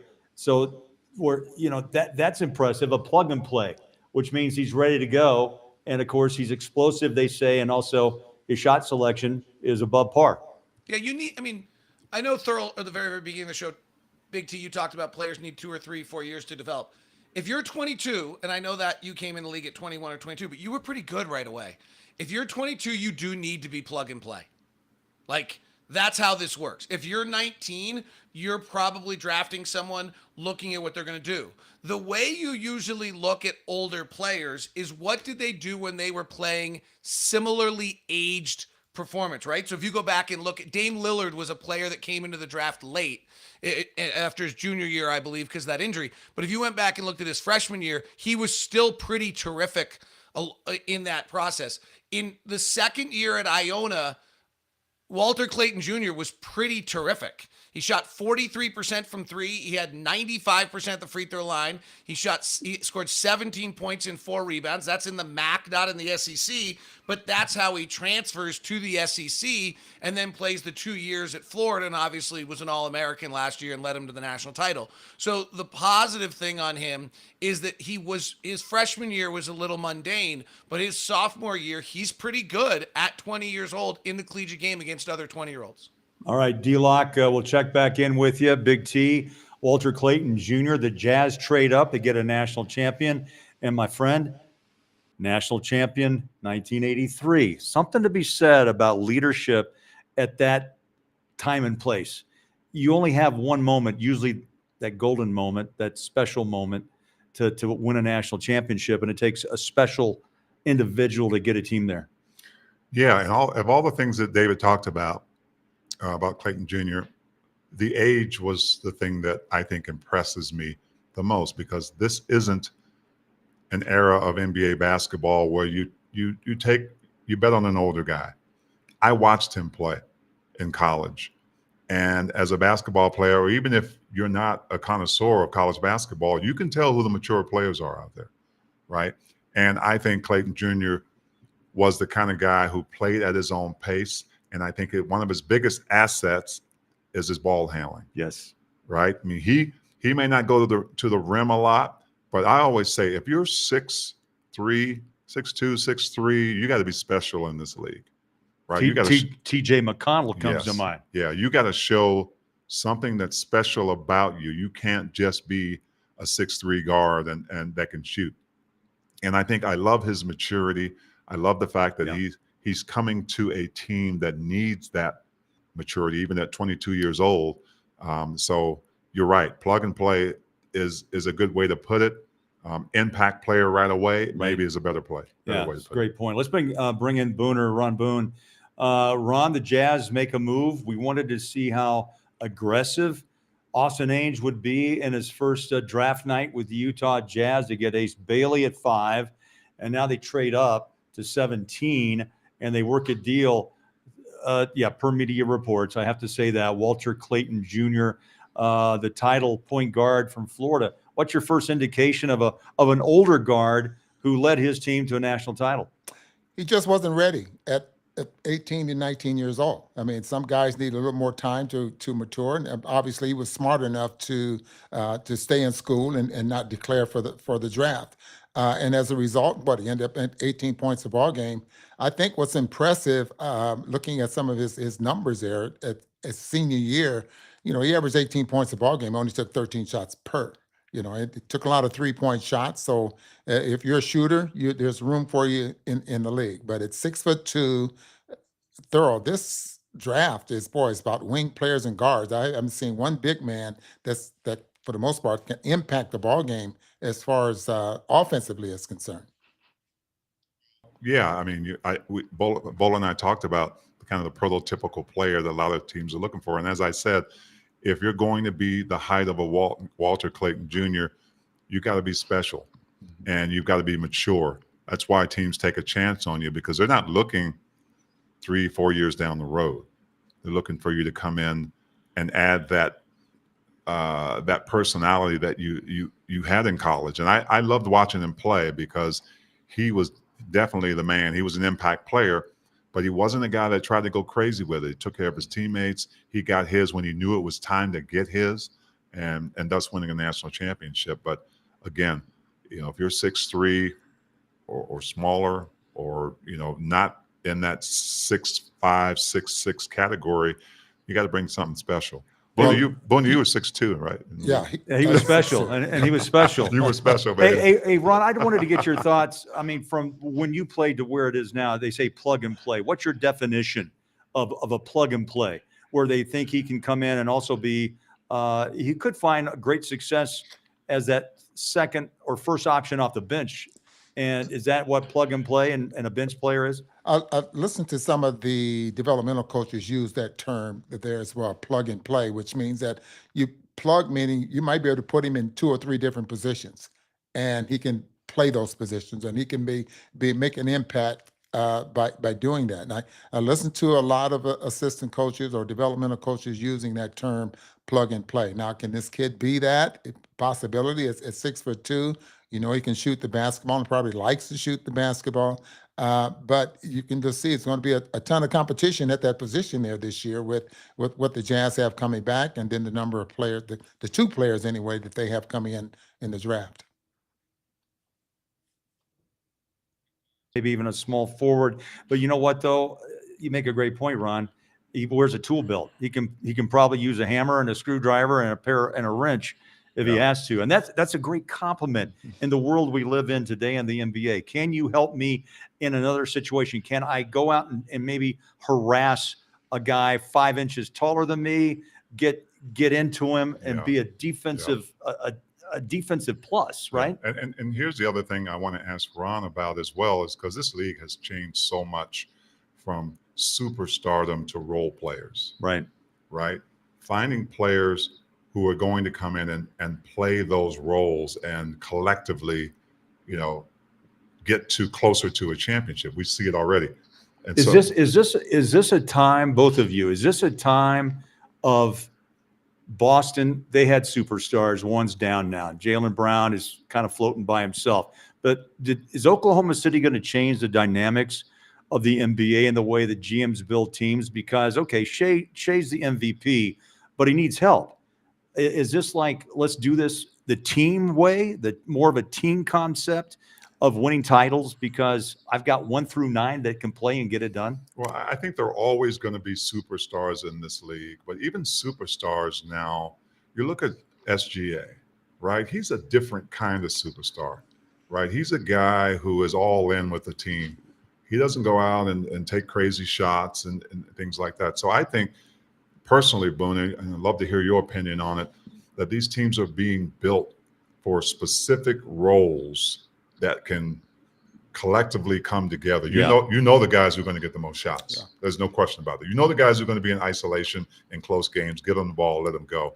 But this league is really built differently now, I think, Boone. Well, you start trying to build a basketball team, and I think what we're seeing now is this: are you drafting players that fit your system? Now, does Oklahoma City have a system because they have players that they've plugged in and they're playing, and they're doing a very good job at it.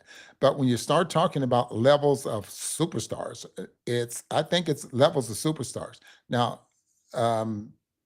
Oklahoma City, I think Alexander is probably a star. I'm not so sure that he's that superstar yet, but they have a number of players that complement each other, and they have a number of players that fit a system, and that's where why they're so good.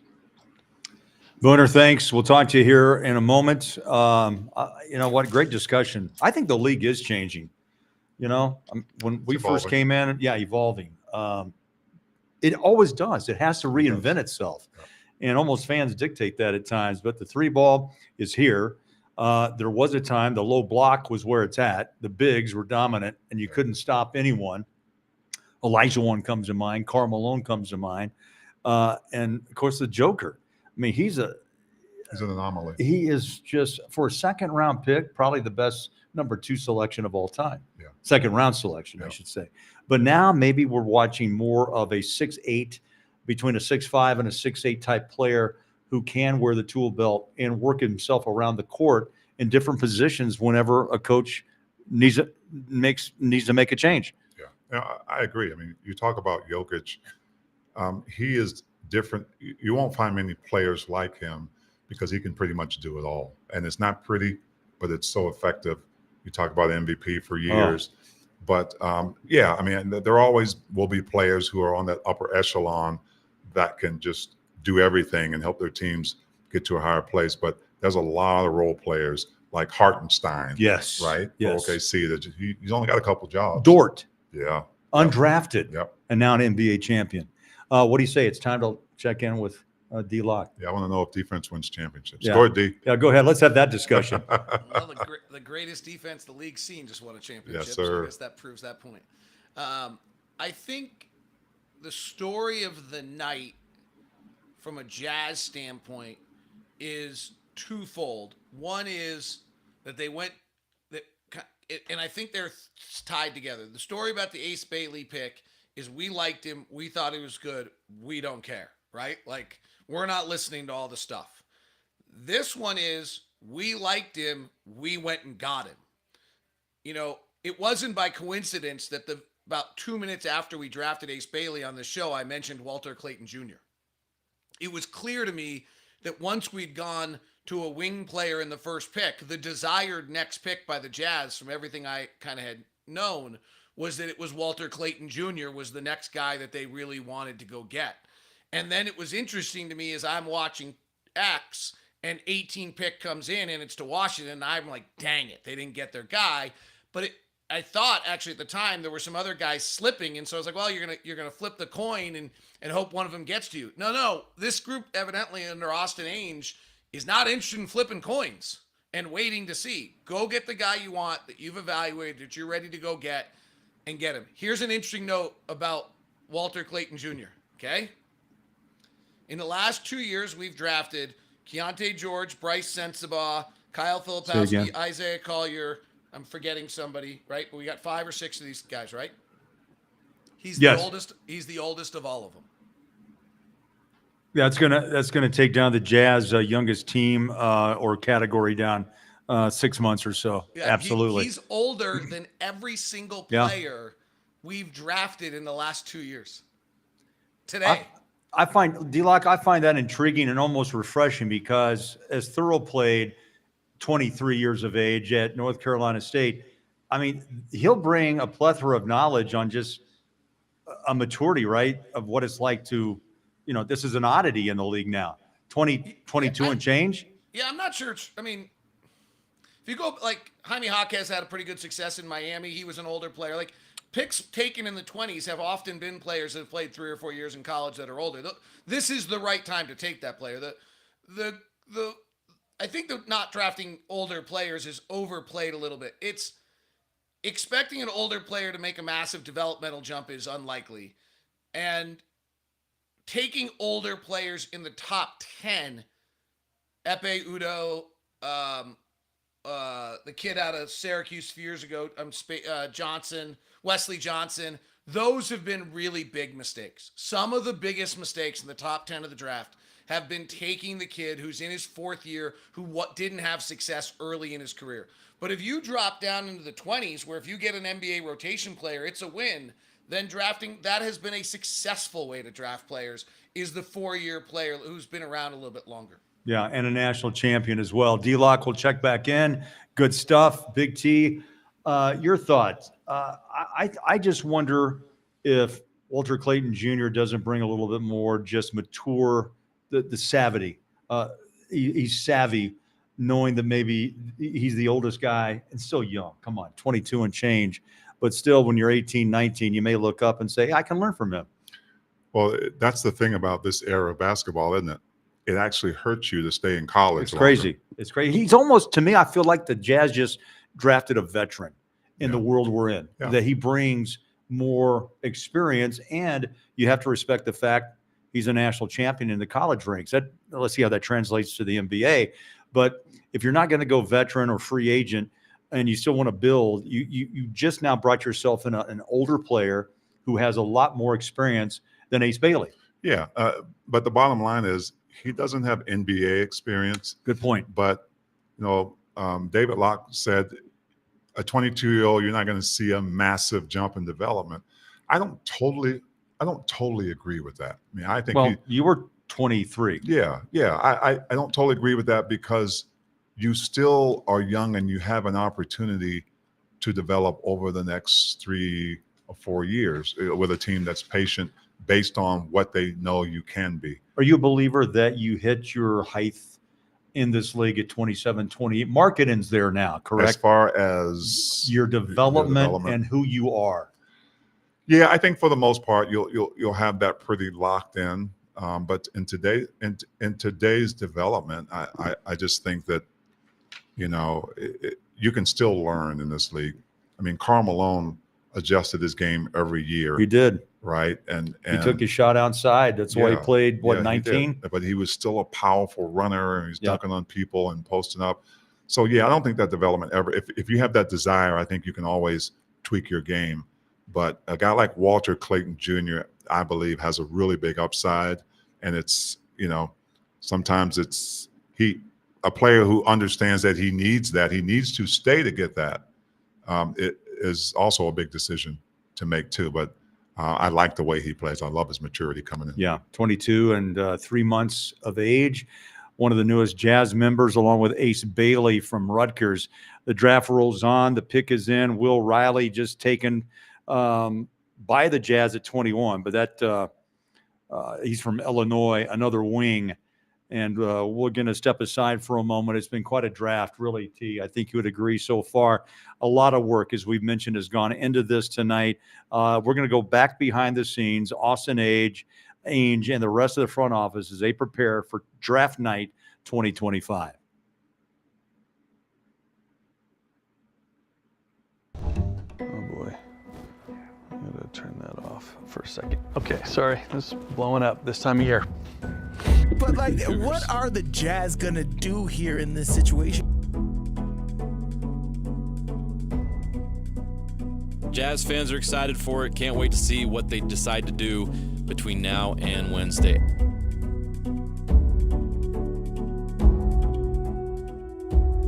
What is the feeling leading up to those days when it actually is draft?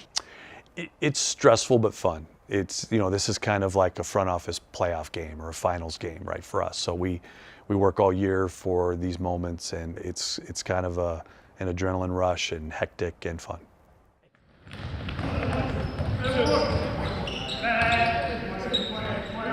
Number one thing for me is competitiveness. I want someone who's competitive. I want somebody who's tough. I want somebody who's about the team more than they are about themselves. We want guys who are extremely talented, but they are team guys, and they will sacrifice for the team to have team success. So competitiveness, toughness, and the final piece, team guys.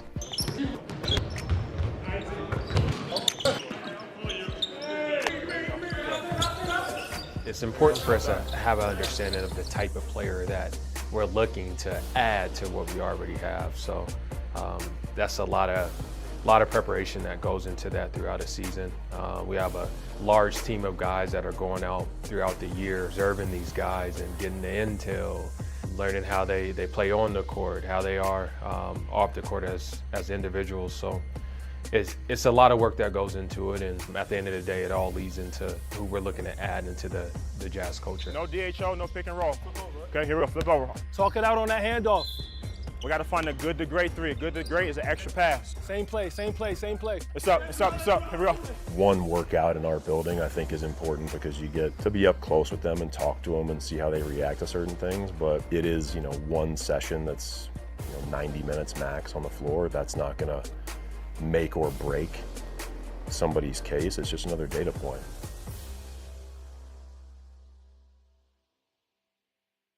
I met Austin. I was excited, man. I knew who he was. I knew he was going to be the D-League coach. And I could potentially have an opportunity to play for him. He was young, it was a long time ago, but I was just excited to have an opportunity to play for him and learn from him. Avery's also put in a lot of time this year. We've had a lot of discussions already, and I'm trying to lean on his experience and his eye for the game on helping me pick which players are the best. Carlos, obviously he has a lot of experience being a Jazz player and being a great player. Williams inside Cruz.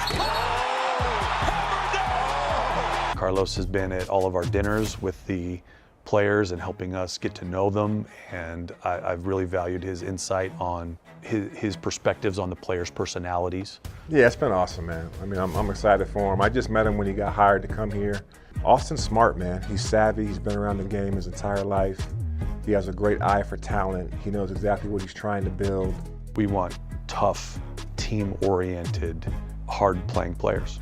Skill level, character, work ethic, just trying to find the best combination in the players. I think that's what makes the team so great is we now have all these different guys that have these skill sets, and then you bring individuals like Carlos, myself, and then Austin. I think it's like an all-star team.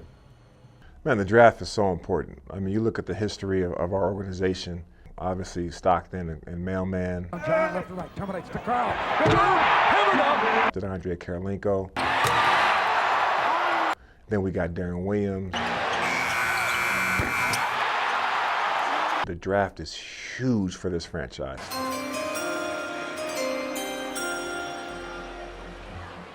With the 10th pick in the 2024 NBA Draft, the Utah Jazz select Taylor Hendricks, Keontae George, Bryce Sensabaugh, Isaiah Collier, Cody Williams, Kyle Filipowski.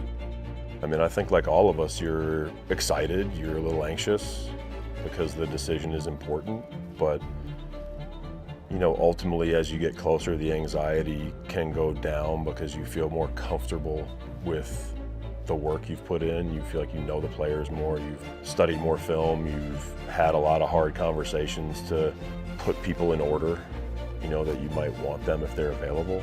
But, you know, it's a big day.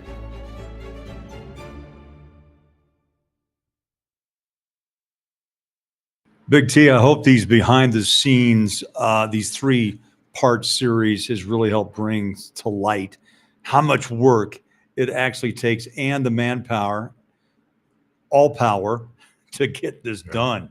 We have a great staff, male, female, and they get it done day after day.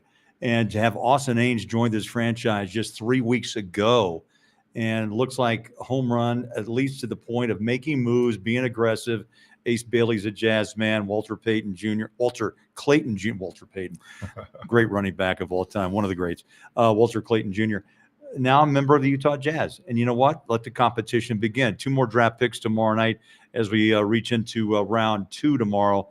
But T, man, it's an endeavor, and it takes a lot of time and effort. It is. It's an exciting time.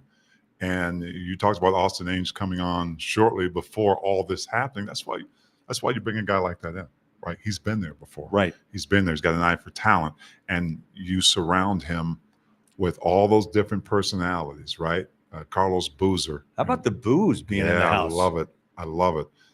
Here's a guy who knows and understands the game. He played the game. He's got a couple of boys, twin boys. Going to Duke. That are going to that factory and have a potential themselves one day to be at the level. But we're fortunate because we get to see them a lot. We get to see them work at a distance quite a bit and even up close.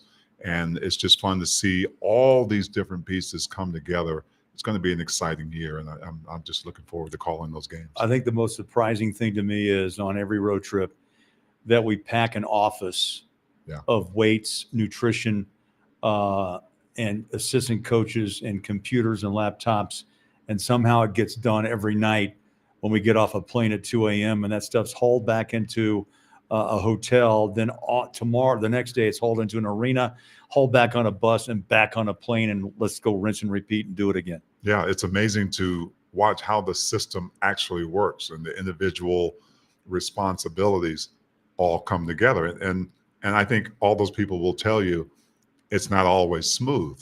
No, But no. you know, you find a way. You give each person has a role, and you find a way to get it done. And these players, when they go out on the floor, that's just a culmination of all Yeah. the work that has been put into them. All right, as we head down the stretch, Atlanta. Now let's see who's on the clock. New Orleans, yes, New Orleans on the clock as we head down the stretch run of this first round. I want to go back and really just kind of recap what the Jazz have done tonight. And let me show you the bio of Ace Bailey, who, again, taken by the Jazz with the number 5 pick, just under 19 years of age. Incredible wingspan of a 7-foot wingspan at 6'8", out of Chattanooga, Tennessee. Played at Rutgers along with Dylan Harper Jr. And, you know, there was some talk about, you know, it didn't work out. He was going to let his own play speak for himself. And the Jazz saw something they liked, and Knueppel went before, which really opened the door for the 5th, 6th, and 7th pick.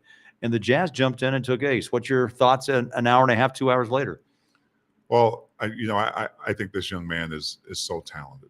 Regardless of the rough year he had in college, he's got the right pieces at that 6'8", 6'9" frame to be a really good two-way player. We already know he's going to be a great help side defender, rim protector. And you've got one of the best rim protectors in the league in Walker Kessler already. So that's another dynamic that's going to be added to the Jazz. So I'm really excited about his future. And I think he's really excited. You know, whatever you hear the talk about where he wanted to go, and the ploy with him and his agent to not work out, I think all these coaches, all these GMs, all these executives understand what he had. And I think the Jazz were fortunate to have him in that 5th position to get. And I think he's just going to fit in nicely here. Yeah. Again, the word, the scout's right. He has a particular skill set that is highly coveted, only 18. And most GMs, coaches are willing for the moment to look past his questionable shot selection, which D-Lock mentioned. Rival teams have heard little on Bailey in terms of those workouts and camps. And his camp is kept quiet, but not tonight. He's a Utah Jazz man, and David Locke joins us again. And I wanted to get your thoughts real quick on Ace and the pro comparisons, Dave. You know, you break down the stats and the numbers and the percentage, but there's 3 players in particular that jump up. They feel like he could be a Michael Porter Jr., a Rashard type Lewis, or a Brandon Miller. Do those numbers, those players play into that equation with Ace? So I think the players that I've conservatively compared him to are Michael Porter Jr. and Jabari Smith. Yes. You just don't find a lot of, now Jabari Smith's 6'11", so maybe that's why. But you don't find many guys that are 6'8", 6'9" that can shoot and are shot makers. And if you go watch the film, these are like, he took crazy, wild, difficult shots. Now, you can evaluate that and say, well, he shouldn't do that. And that's the Jazz job, is to get him to understand shot selection. But on a not very good Rutgers team with Dylan Harper and then really, you know, like not a bunch of guys that you're going to ever hear from again, that's kind of the role he had on this team. When you're drafting, if you can get a guy who's got the measurables that Ace Bailey has, who can make shots, that's a pretty hard one to pass. This is not something I started saying today. I said this on my podcast this week. I said this with Scotty G this week on KSL Sports Zone. I never understood this idea that Kon Knueppel was the safe pick. To me, a 6'8" guy that can shoot is the safest pick you could possibly give me. Like, you just cannot find guys that are 6'8" that can shoot that don't make it in the NBA. You just can't. Because those are the 2 most important things, are size and length and be able to make shots. And then he's fairly athletic. I'm not convinced he's elite athletic. He is. When I watch his film, I see him get in fast breaks and dunk. I don't see him show me elite athleticism in the half court. We'll see whether that develops in the space of an NBA game. There was not a lot of space on the floor for Rutgers. And he did a lot of stuff out of the corner, where if there's not space, the corner's a very difficult place to, Daryl can explain this far better than I can, but if you're playing without space and you're beating a guy on the baseline, and then there's another guy there. It's not hard for another guy to get there. It's the easiest spot for someone to get to.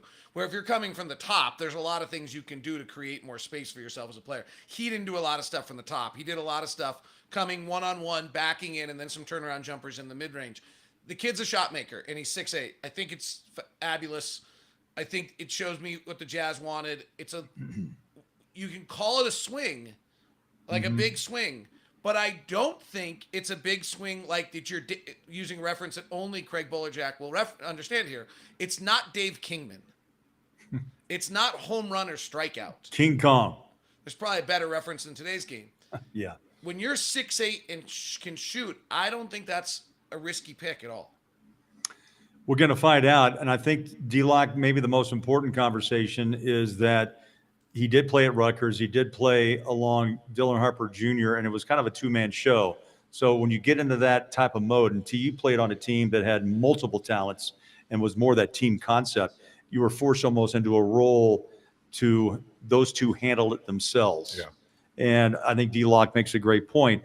Now he comes to the Jazz with developmental coaches who can actually, at the age of 18, make him understand what it takes to fit into the system and be a player, to be more selective in his shot making.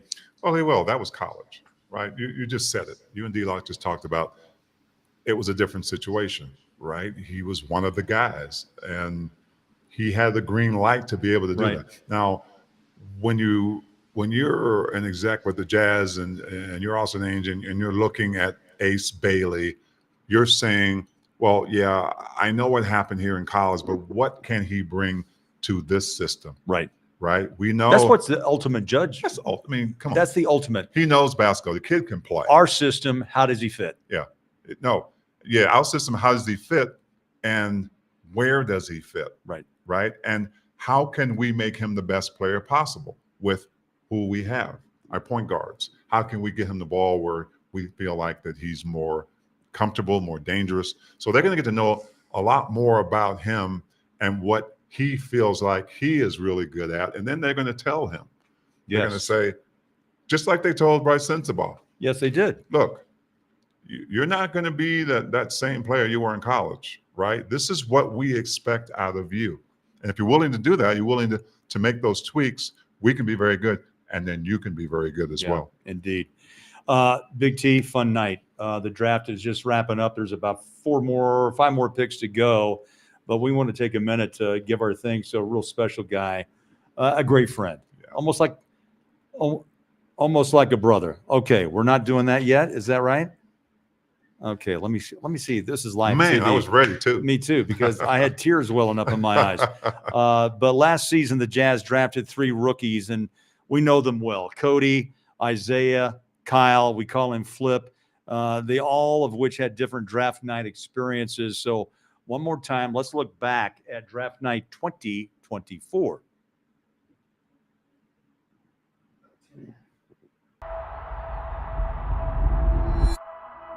Isaiah Collier. Cody Williams. Filipowski throws down the dunk. My name is Kyle Filipowski. It's Isaiah Collier. My name is Cody Williams. And this is year 1. This is year 1. And this is year 1.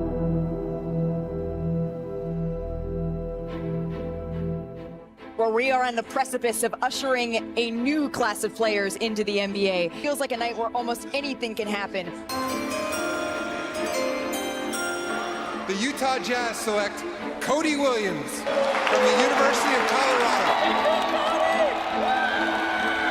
And I think this is a Utah team that's trying to kind of accelerate this rebuild that started 2 years ago here. Yeah, that was a good night. I luckily went viral for that too. Me and my brother did a nice little handshake, and then we threw in. It was a little trend. It was a Glorilla song. I forget what it's called, but then we were dancing to that. We did a little trend to it, and kind of blew up a little bit. So. With the 29th pick in the 2024 NBA Draft, the Utah Jazz select Isaiah Collier. Age was a different type of feeling because, every NBA player in the world has, probably walked on that stage. So, it was an incredible moment. Hearing your name get called, walking on that stage. and it was just different. It was actually pretty cool though. He dapped me up though. It was like, you know, a little dap up. It wasn't no like handshake. It was a dap up. Jazz fans, I'm ready to get to Utah. Let's do it. To the best available that we are still seeing that are on the board here, sort of regardless of fit. At Jonathan Gavoni's list, I mean, it'd be Johnny Furphy, Kyle Filipowski. Earlier, he said there's going to be a lot of teams that are going to regret passing up on Flip here. And not hearing my name called at all, that of course that was a tough night. Kind of just, you know, my dream of walking across the stage and hearing my name called, putting the hat on, all of that. You know, it was very disappointing. With the 32nd pick in the 2024 NBA Draft, the Utah Jazz select Kyle Filipowski from Duke University. Kind of just had to shift my perspective, and you know, the next day was a great day. I didn't have to wait that long. You know, definitely to all the coaches and GMs and teams that turned me down. You know, and I know in the long run, in the scheme of things, you know, I definitely have that confidence and motivation in myself to definitely have an impact on this league.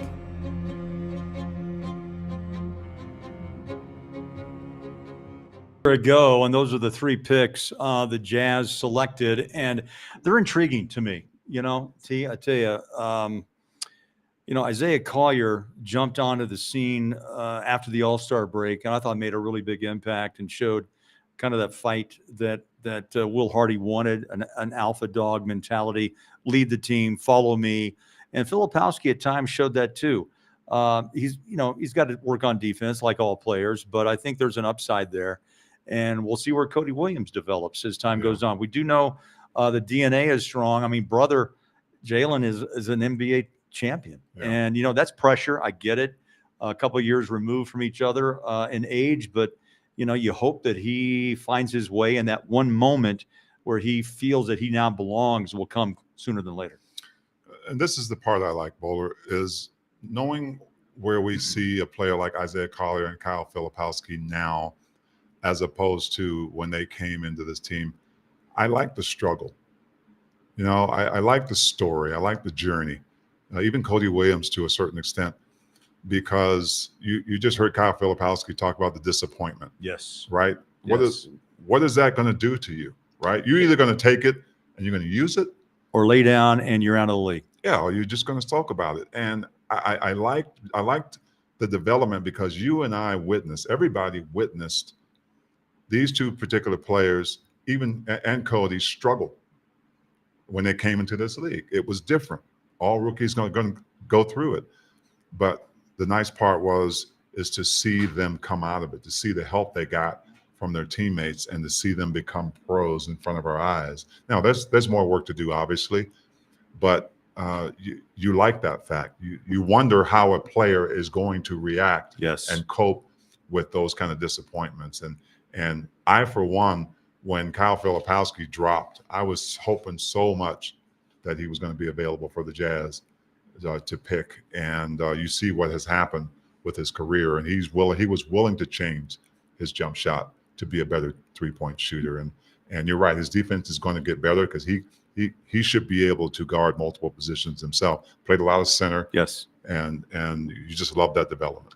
You know, I just got word that the trade is official. Official, right? So that means Walter Clayton Jr. Officially a Jazz man. So national champion, another one, including Big T. Thurl Bailey from the '83 Wolfpack of North Carolina State. Now the Florida Gator point guard is now a Utah Jazz man.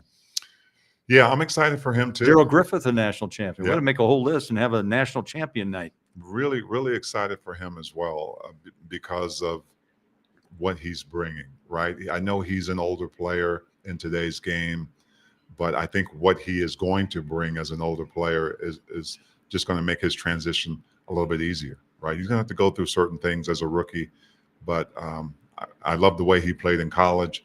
And you use that championship pedigree. Yeah, absolutely. You use it. Nate, if you can, I want to just jump up his bio one more time. If some fans just jumped on SEG Plus, you know, who is he? Well, you know, he is a national champion with the Florida Gators, and 6'2", doesn't maybe have the longest wingspan, but yet the pedigree you just spoke of. I mean, that speaks volumes. And you look at his hometown. He's from Florida, played at Florida. He's about a 200-pounder. I saw him when he was announced before the trade. I mean, he was an emotional guy, excited to be in the NBA, and now will find a home with the Utah Jazz and an opportunity to be a part of that core that moves his franchise along. I tell you, there's some intriguing players right now on this roster, T, that you can make a jump forward maybe a little quicker than some people thought 24 hours ago.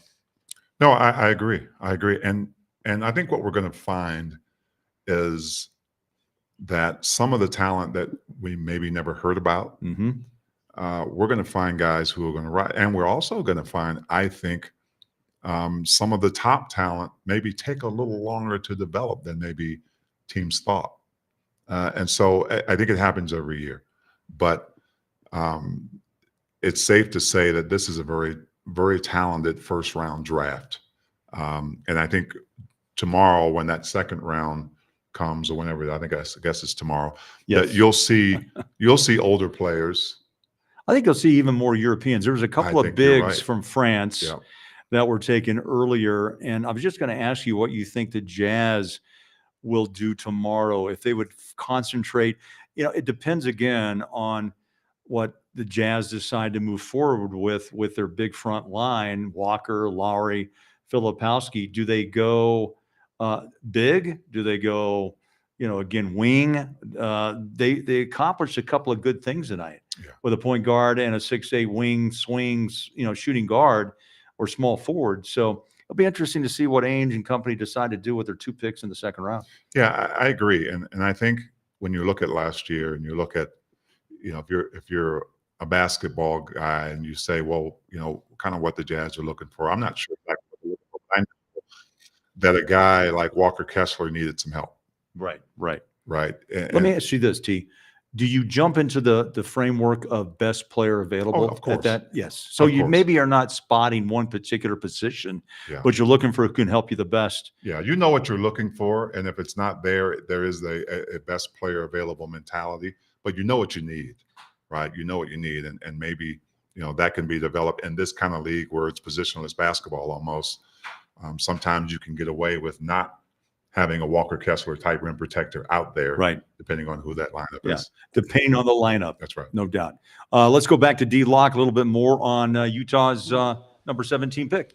So Walter Clayton Jr., the 2 things we do know about him most is obviously the NCAA Final Four game, where I think he dropped 30 in the semifinal game, and then he was the one who had the defensive stop on the final play of the game. This is not new for him. In high school, he won the Florida Class A 6A championship, leading his team, averaging 15 points, 4 rebounds, and 4 assists a game. And as we mentioned, he was a multi-sport star playing football. He got scholarships offers for football from Florida, Notre Dame, Tennessee, West Virginia, and Nebraska. And I can't figure out why anybody would bypass Nebraska. Ron Boone agrees.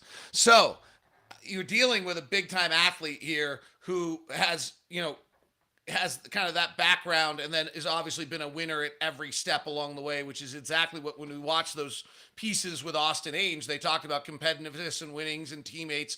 This kid taps on all of them. Few other notes for you, if I might, really quickly. We talked about players who played multiple years in college that get drafted later and have success. Austin Ainge, Peyton Pritchard in the 26th pick by Boston, 6th man of the year this year. 4 picks later in that draft, Desmond Bain was in that. Another player who played 4 years at college the way Clayton did. Some other guys, Quentin Grimes played 3 years, has been very successful. Santi Aldama played 2 years the next year. And in the 2022 draft, you have that as well. Players who more experienced, collegiate players who end up sliding. Christian Brown played 3 years at Kansas, went 21, has been very successful. That is a very good script by which to find success in the NBA draft. Marcus Sasser last year, 4 years at Houston, and that turned out to have a very good. So that's one. Final note. I did all this prep. I got to use it. This one's the most interesting about tomorrow. One, I believe if this trade is official, we've traded one of our picks already for tomorrow. If you looked at most teams' big boards or most draft sites' big boards, 1 through 35, only one player left and went back to college. That's right.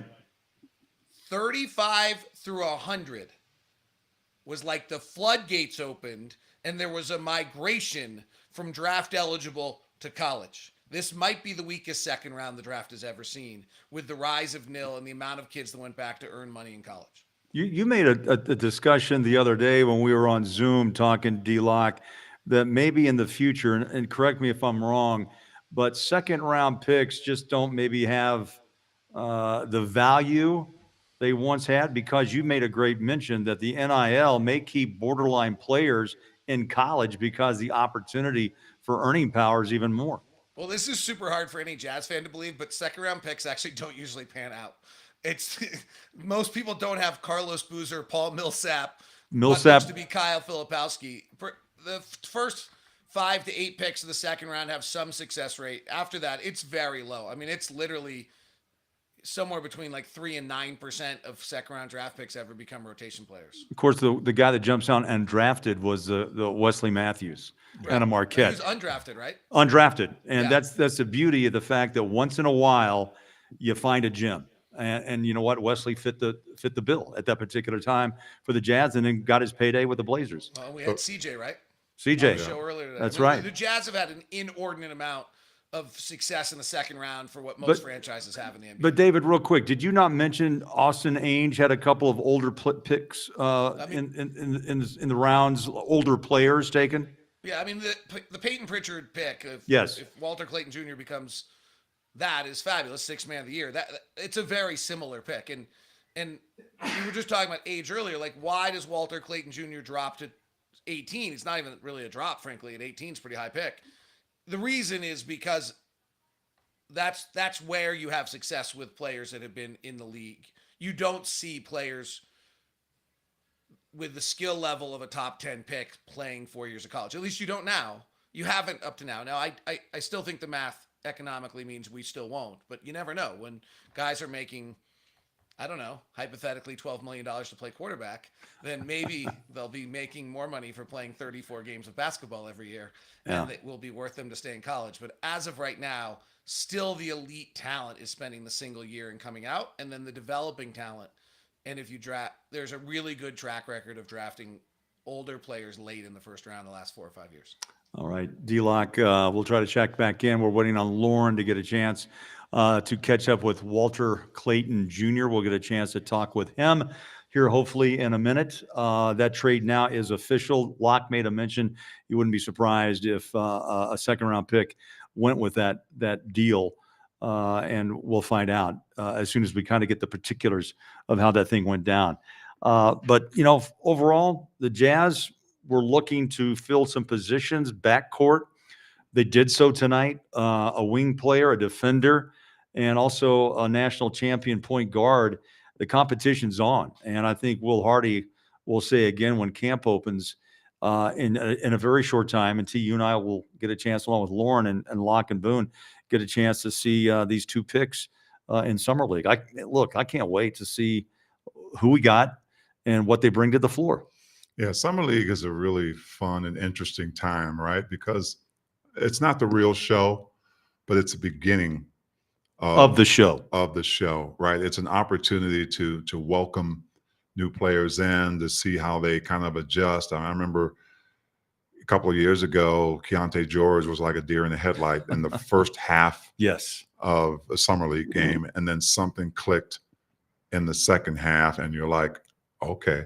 I get it. I see it now. I see where he can go, and it was something about his approach that second half that really kind of catapulted him into kind of a new frame of mind that he knew that he could play. That's one of those moments we speak of. Yeah, you're in the NBA, and so this is the NBA. It's Summer League, and you're expected to go out and show your talents. I remember Trae Young, who came here wide-eyed. He was highly, sought after, and also he could shoot the three in college, but he couldn't shoot a lick here in Salt Lake City. And we both looked and go, really? Yeah.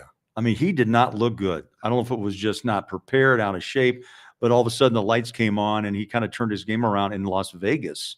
And we got a taste of what he was going to be. And it's also an opportunity because I believe even these second round picks, there's talent there.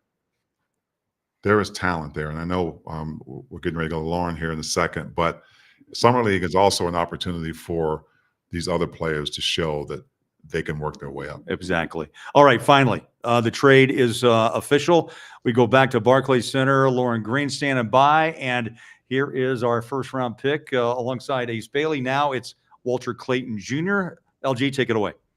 Bowler, thank you so much. Walter, first of all, congratulations, and it's gonna welcome to the Utah Jazz as well. You went from being a national champion to now a first-round draft pick in the NBA. What are you hoping to showcase for the Jazz?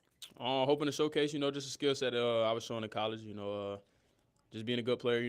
For a great team. Just coming in willing to work. And that skill set, you're a player who can score on all three levels, but also fearlessly when it comes to doing that as well. How excited are you to do that at the next level in a Jazz jersey? Very excited to do it in the Jazz jersey. I feel like the Jazz, we gonna have a great team, full of scores, and we're gonna get it done on both ends. And then you also saw your new teammate Ace Bailey. What is it gonna be like playing with someone like that? Man, it's gonna be great. I've gotten to know Ace a little bit over the past couple of days, so it's we're gonna get in there. I think we're arriving soon, and we're gonna get to work. I also saw when your name was called, you were there with your family celebrating, and also your young daughter, Leilani. What does it mean to share that moment with her? It means everything. She has no clue what's going on right now. Maybe she'll look back and have some pictures whenever she gets older, enjoy it. But I'm just thankful she was able to be here. Well, Walter, again, congratulations. Welcome to the Jazz. Bowler, I'm going to send it back to you. Thanks so much, Walter. Welcome. He's a Utah Jazz man. We'll get to see him sooner than later. Of course, it goes through the press and meet the players, and then we get busy with some practice and summer league. There's the two Jazz players right there, Ace Bailey, Walter Clayton Jr. Yeah, and we also get an opportunity, as you mentioned, when they come here on media day, to be able to talk to them a little bit, and get to know them. And then we're fortunate enough to be able to travel with them and to be around. So it'll be fun to kind of get a little bit more inside of who they are, their personalities, watch some of the players. If I don't know if these two are introverts, we'll find out. Yeah, we will quickly. But we found out, sometimes that personality takes go about a month to come out, and then when we see them on the floor, then all of a sudden there's a little light that goes on, and they feel more comfortable. I think when the press and the media and you and I are talking, they don't know who we are until someone tells them, and then they say, "Okay, man," then we have the little chat. Filipowski warms up, Sensabaugh warms up. It's really fun to see how they develop and introduce themselves to the NBA. Yeah, and I think that has a lot to do with this organization and how they take them under their wings. And these guys are going to be sponges. They're going to be sponges, and they're going to start to come out of their shell. And it's fun. It's going to be fun to watch that side of them along with the basketball. All right, T, you ready to well up a little bit in the eyes, because we have to say goodbye to a very dear friend, a very dear friend. Draft night's been fun tonight. It really has. We also, it's an end of an era here. I never thought would ever come to an end, to be honest with you. I thought he would be here until the end of days. But after nearly 32 years with the Utah Jazz, our senior vice president of broadcasting, the Trav man, as he's known, he's my seat partner on the plane. He's taken off. It's a great challenge. He'll be working with Amazon on their new NBA coverage. He'll be directing the West Coast games, and it's just a great honor for this man. He has incredible talent. It's an incredible opportunity. We say so long to Trav. I'm the Senior Vice President of Broadcasting for the Utah Jazz. I've been with the company for 30 years. I've known Trav probably now 25 years. He was a young guy then. Stand by to animate off. Animate off. It's a pretty labor-intensive process. It involves typically about 20 people involved in the setup. I feel like I've been a part of bringing Jazz basketball to the community is my favorite thing, and enjoying the game as much as I do for the fans that are at home. We do want everyone to see Jazz basketball. We do want everyone to be fans, and that's the only way we can do that is bring that to everyone in the community. Sir. Oh no. I'm finished polishing your Emmy, sir. Oh boy. 3 times as much energy than one build today. Cool? No, but I'll try. Give it a shot. What's up, Trav? What you doing? Not much, Darren. Just nothing in here is very much, very healthy. You get I'm not looking for help, in your late 30s? Oof. And then pounds start packing on, man. Hey, T, what are you doing in here? What's up, Memo? Can I get some? You want a little coffee? Yeah, please. Sold, though. Hey, Travis. I love you.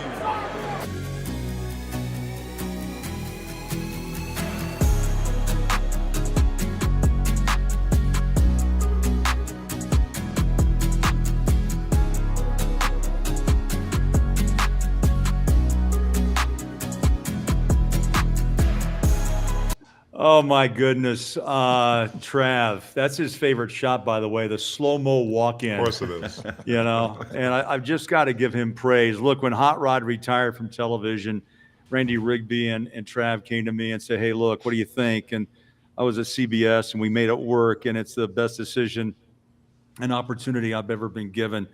And I thank Randy, and I want to thank Trav once again for just being able to sit and plow my own field, as my dad always said. And hard to believe 20 years has passed since that time. And Trav, we've had marvelous times. I can't really talk about them. Personally, we can talk about it off air, as you know, my friend. But everyone on this picture right here have been impacted by Trav. And Big T, you're next. Well, first of all, I don't think people understand. Yeah, I may have played the game for many years. That doesn't just make me a broadcaster right out from the back from the floor. And to be under Travis's wing, you know, look, I thought Jerry Sloan was tough. Yes. But as a broadcaster, I owe a lot to Travis, because he is a guy who coaches you up. He coaches you up in his way. And sometimes, you know, it may be like the Jerry Sloan way. It may be hard to take. Right. But I can tell you what, I am better for it.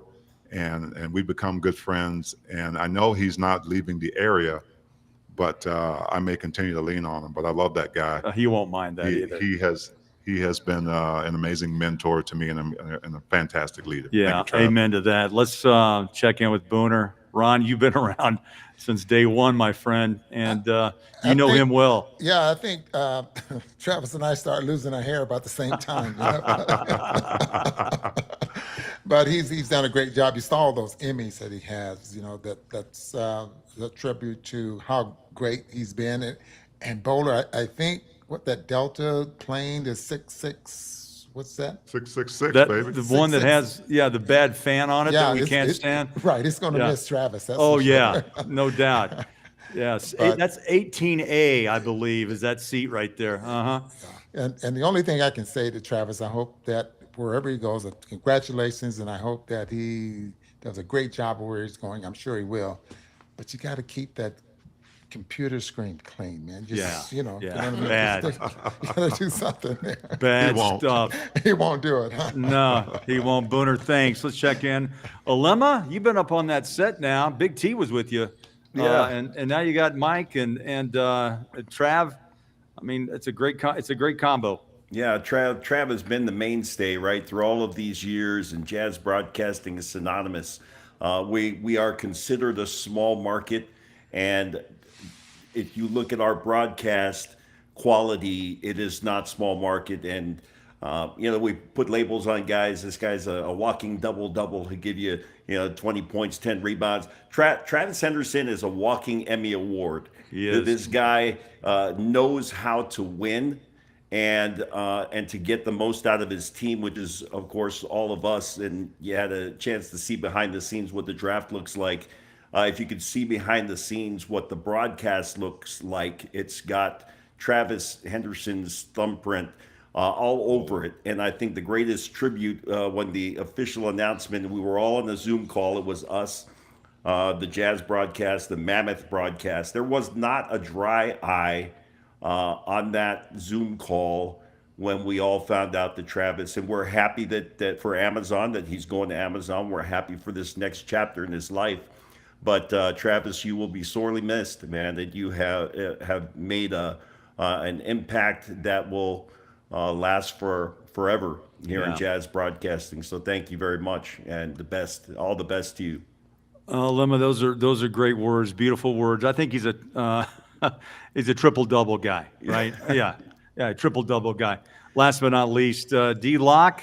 that radio relationship with Trav, man. It's probably a heavy role to have to be the last one to talk about a guy this great. I'll try to do something I don't do very often, which is be concise.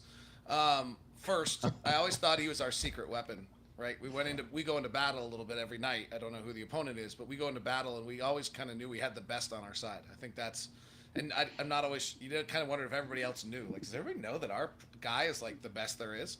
The second one I would say is it's a gift anytime you can be around people who have a passion for greatness and they have a passion, right?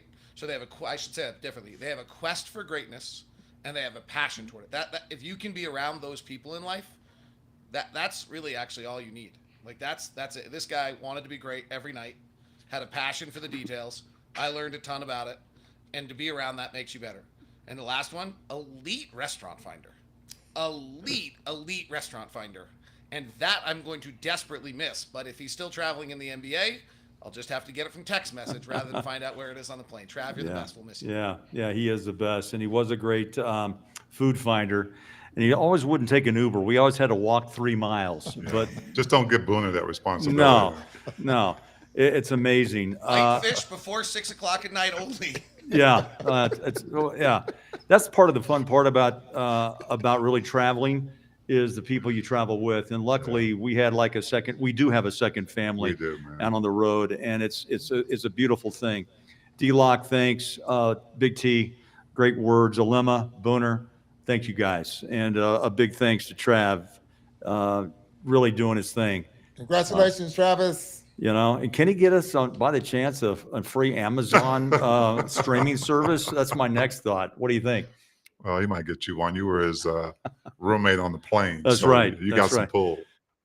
Good old row 18 right there in the back. And you're over there 19. Yep. On the opposite side. Booner and Locker behind us. So we're going to miss you, Trav. And I know great things are ahead. And Amazon Plus or Amazon Prime is going to be a major player. Yeah. A major player. In the NBA, along with ESPN, ABC, and also NBC is back in the ball game as well. Big thanks to our crew tonight. Couldn't have done it without you. Director, producer, Nate, great job. TD, Carly, she does it all. She does. She ran like 20 laps just when I was here today. Jamil with audio, Kyle, editors, Brandon, Ben, Paige, Nick, guys, great job today. Can't thank you enough.